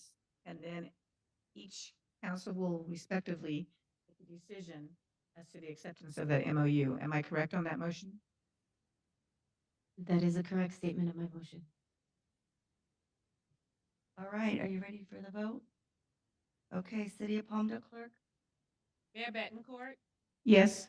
Mayor Pro Tem Alarcon, Yes. Council members Loa, Yes. Yes. Nelson. Motion passes. Lancaster City Clerk? City Council members Doris, Aye. Molly, Yes. Mann, Yes. Vice Mayor Chris, Yes. Mayor Paris. Yes. Passes unanimous. Thank you. On to 7.6, Antelope Valley Mosquito and Vector Control District.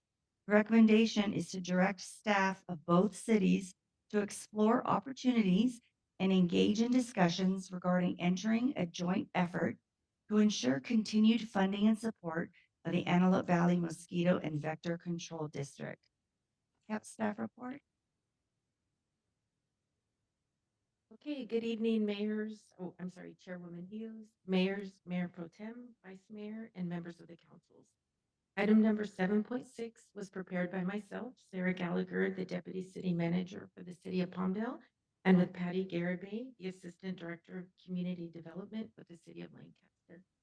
This item is to engage in the discussion and receive direction regarding potential funding provided by the City of Lancaster and the City of Palmdale to support the continued operations of the Antelope Valley Mosquito and Vector Control District, including options of forming an MOU or a JPA.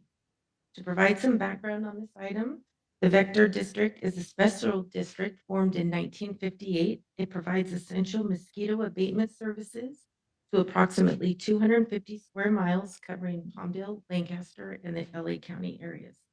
Their services include spraying standing water, responding to requests to treat backyards, and providing outreach to the public about the dangers of mosquitoes and their breeding sources. Assessments have not been raised since 2005, and due to the community's growth in inflation, the expenses are now exceeding the revenues. In May 2022, Local Measure 22, a Proposition 218 vote was put forward and ultimately failed. As a result, the district is currently in a financial deficit and has had to reduce its services, specifically flyover program, curb and gutter treatments, and community outreach. The district has contacted both cities for funding assistance to continue providing these essential services throughout our community. Staff from both cities are seeking direction from the city councils to determine potential funding from both jurisdictions and an oversight structure, which may include a member from each jurisdiction city council holding a seat on the district board. That concludes my presentation. However, staff from both cities and the district is here for any questions. Thank you for your staff report, Ms. Gallagher.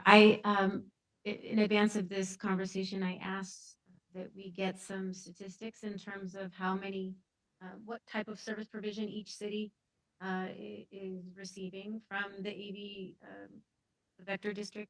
They're asking for contributions and funding, but we have still, to my knowledge, not received any outcomes in terms of how many, residents in Palmdale have benefited from their services, how many residents in Lancaster have benefited from their services.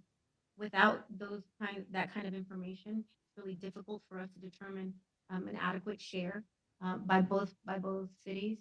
Do you have any additional information on that? Unfortunately, the only information that both cities have received are the exhibits that are attached to the staff report. However, we do have members from the district who may be able to elaborate on those. Would love to hear from them. I think the staff report is adequate. That's exactly what they're asking for. They're asking to explore it and the discussion to take place. That's all they're asking. It's asking for continued funding. There, How much funding? If we create JPA. So as of September 23rd, 2022, the deficit was 283,000. I do not know if that number is still accurate. The problem is we have to pay for it either way because it's a deficit right now. It's a service that we need. So we need to take control of it. We need to take a look at it on how to do it, and our city staff is capable of doing that. Make a recommendation to us to go into a JPA, and then JPA can look to see what we can do to control the spending. And I absolutely understand what you're saying, although the staff recommendation says a joint effort, it doesn't say creation of a JPA. That was it, just in the staff report. That is what we're seeking guidance from the councils on, is to explore the conversations of an MOU or a JPA or what that would look like moving. On behalf of the city of Lancaster, I'll move 7.6. I'll second that motion. Wait a minute, are you sure this isn't a plot to steal our mosquitoes and move them to Palmdale? I just want to make sure we're not stealing mosquitoes from each other. Mayor Benton, is there a motion on your side? I'll make the motion. Well, Second. Before we call the vote, I have some questions. Because it's my understanding that the Antelope Valley Mosquito and Vector Control District is not interested in joining us in a JPA whatsoever. So how do we do this? How do we, Perhaps they can come up to the podium and tell us why they don't want to join us. and then as the director makes her way to the podium, I don't think they have a choice. Number one, we appoint to that district, and we have reps on that district, and it's the only alternative at this point. well, I agree with that. I wanted to know the technicality of how that's going to work. Would you like to speak on? Yes, we were just wanting to entertain the idea of, oh, I'm sorry, I'm Leanne Burdick, I'm the district manager of the district. We would entertain a JPA, we just don't know exactly what that looks like, how that affects the district. We have talked to our attorney who he suggested just a simple MOU. So that's kind of where we were going with this.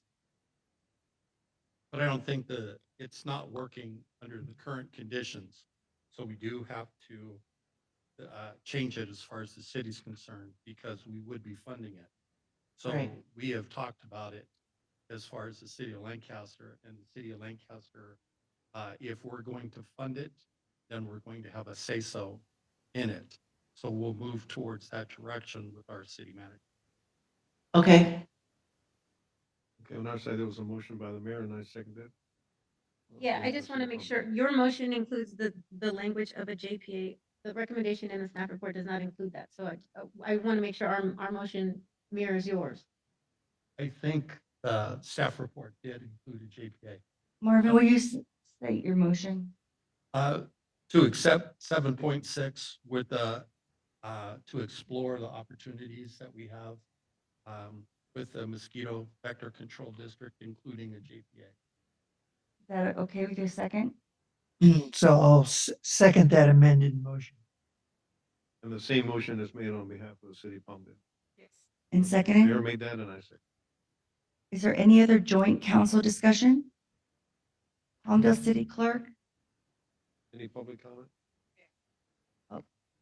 No speaker cards on the sign. Thank you. Palmdale City Clerk? Call for the vote? Mayor Bettencourt, Yes. Mayor Pro Tem Aulicon, Yes. Council Members Loa Yes. and Olson, Yes. motion passes. Lancaster? City Council Members Doris, Yes. Molly, Yes. Van, Yes. Vice Mayor Chris, Yes. Mayor Paris. Yes. Passes unanimously. Thank you. Thank you. Last thing on the agenda is 7.7, the Antelope Valley Air Quality Management District. Petition for review of U.S. Environmental Protection Agency EPA decision. The recommendation is to authorize and direct each city's representative staff to work with the AVA QMD, including entering into a common interest joint defense agreement with AVA QMD regarding its filing a petition for review to the Ninth Circuit Court of Appeals challenging the EPA's decision. Do we have a staff report? Let's waive the staff report. Everybody okay with that? Okay, Yes? Yes. you're off the hook. Oh, are we wait? You're okay with that? Waving. I'm okay. I've read it. I will move on behalf of the city of Palmdale staff recommendation. A second. I'll move on behalf of the city of Lancaster, 7.7. There I public- second that. Let's vote. First and a second, is there speaker cards? Oh, that's right, speaker. Any speaker card? George Young,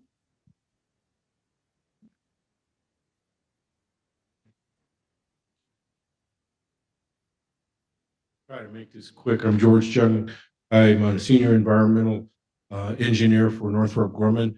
This rule that EPA is basically slamming down our throats will cause the two major aerospace companies in the Antelope Valley not to be able to install new equipment. Currently, Northrop Grumman is in the process of designing a second large paint hangar for the strike program. We currently have 9,200 employees at Site 3, 4, 7, and 8, and this could really hamper our ability to grow further. So we would hope that that the council would support the AQMD on this. Are there any questions for the speaker? Is there any further joint council discussion? Just a statement. Earlier, it was said that the community workforce agreement was the most important thing on the agenda. This, in my opinion, is the most important thing. It jeopardizes over 20,000 jobs in the community. And not only will they not have a place to expand, but they will not have a place for the current people to go. This is about taking credits that they've earned and eliminating them. And the EPA is trying to say that, and it's wrong. So we need to stand up against this. With Thank that, I you. call for the question. All right. Palmdale City Clerk? Mayor Bettencourt, Yes. Mayor Pro Tem Alacon, Yes. Council members Loa Yes. and Olson. Yes. Motion passes. Lancaster? City Council members Doris, Yes. Molly, Yes. Man, Yes. Vice Mayor Chris, Yes. and Harris. Yes. Passes unanimously. Okay, are there any closing comments by the city council members? It was fun, folks. My only closing remark is thank you to the college. Thank you to all of those that helped coordinate this effort. We really appreciate your hospitality. Eric? I just want to say that City of Lancaster and the City of Palmdale have shared problems, whether it's the sheriff's contract or animal control, environmental concerns, water. And I think the supervisor said it best that we're the customer and that we need to address our concerns. And that's the whole purpose of this, because together we have that bargaining leverage. And I think this is a great thing. Thank you. Richard? Yes, this morning we had a meeting at City Hall, at Palmdale City Hall, with key players in the water issues that affect the Palmdale Water District and the entire area, for that matter. And it shows up once again, the need for regional collaboration, something as essential as water. We already cooperate with the AQM, the Antelope Valley Quality Management District. We do the same with the Antelope Valley Transit Authority. We have sanitation sanitation districts in which both cities are represented to deal with the sanitation issue. Water is an issue that I think we should take up at a future joint city council meeting. And I hope that that can be done. But our meeting this morning just shows up the importance on something as crucial as water. Thank you. City of Lancaster, any remarks? I feel sorry for the city of Palmdale's speaker. Are there any further remarks on the city? And just for the record, I want to apologize to Eric for leaving you out of the vote. You know, Okay. sorry, I'm kind of new at this. Thank you for stepping up and taking the chair. Thank you for doing that. You're welcome. So with that, at 7:18, we are adjourned.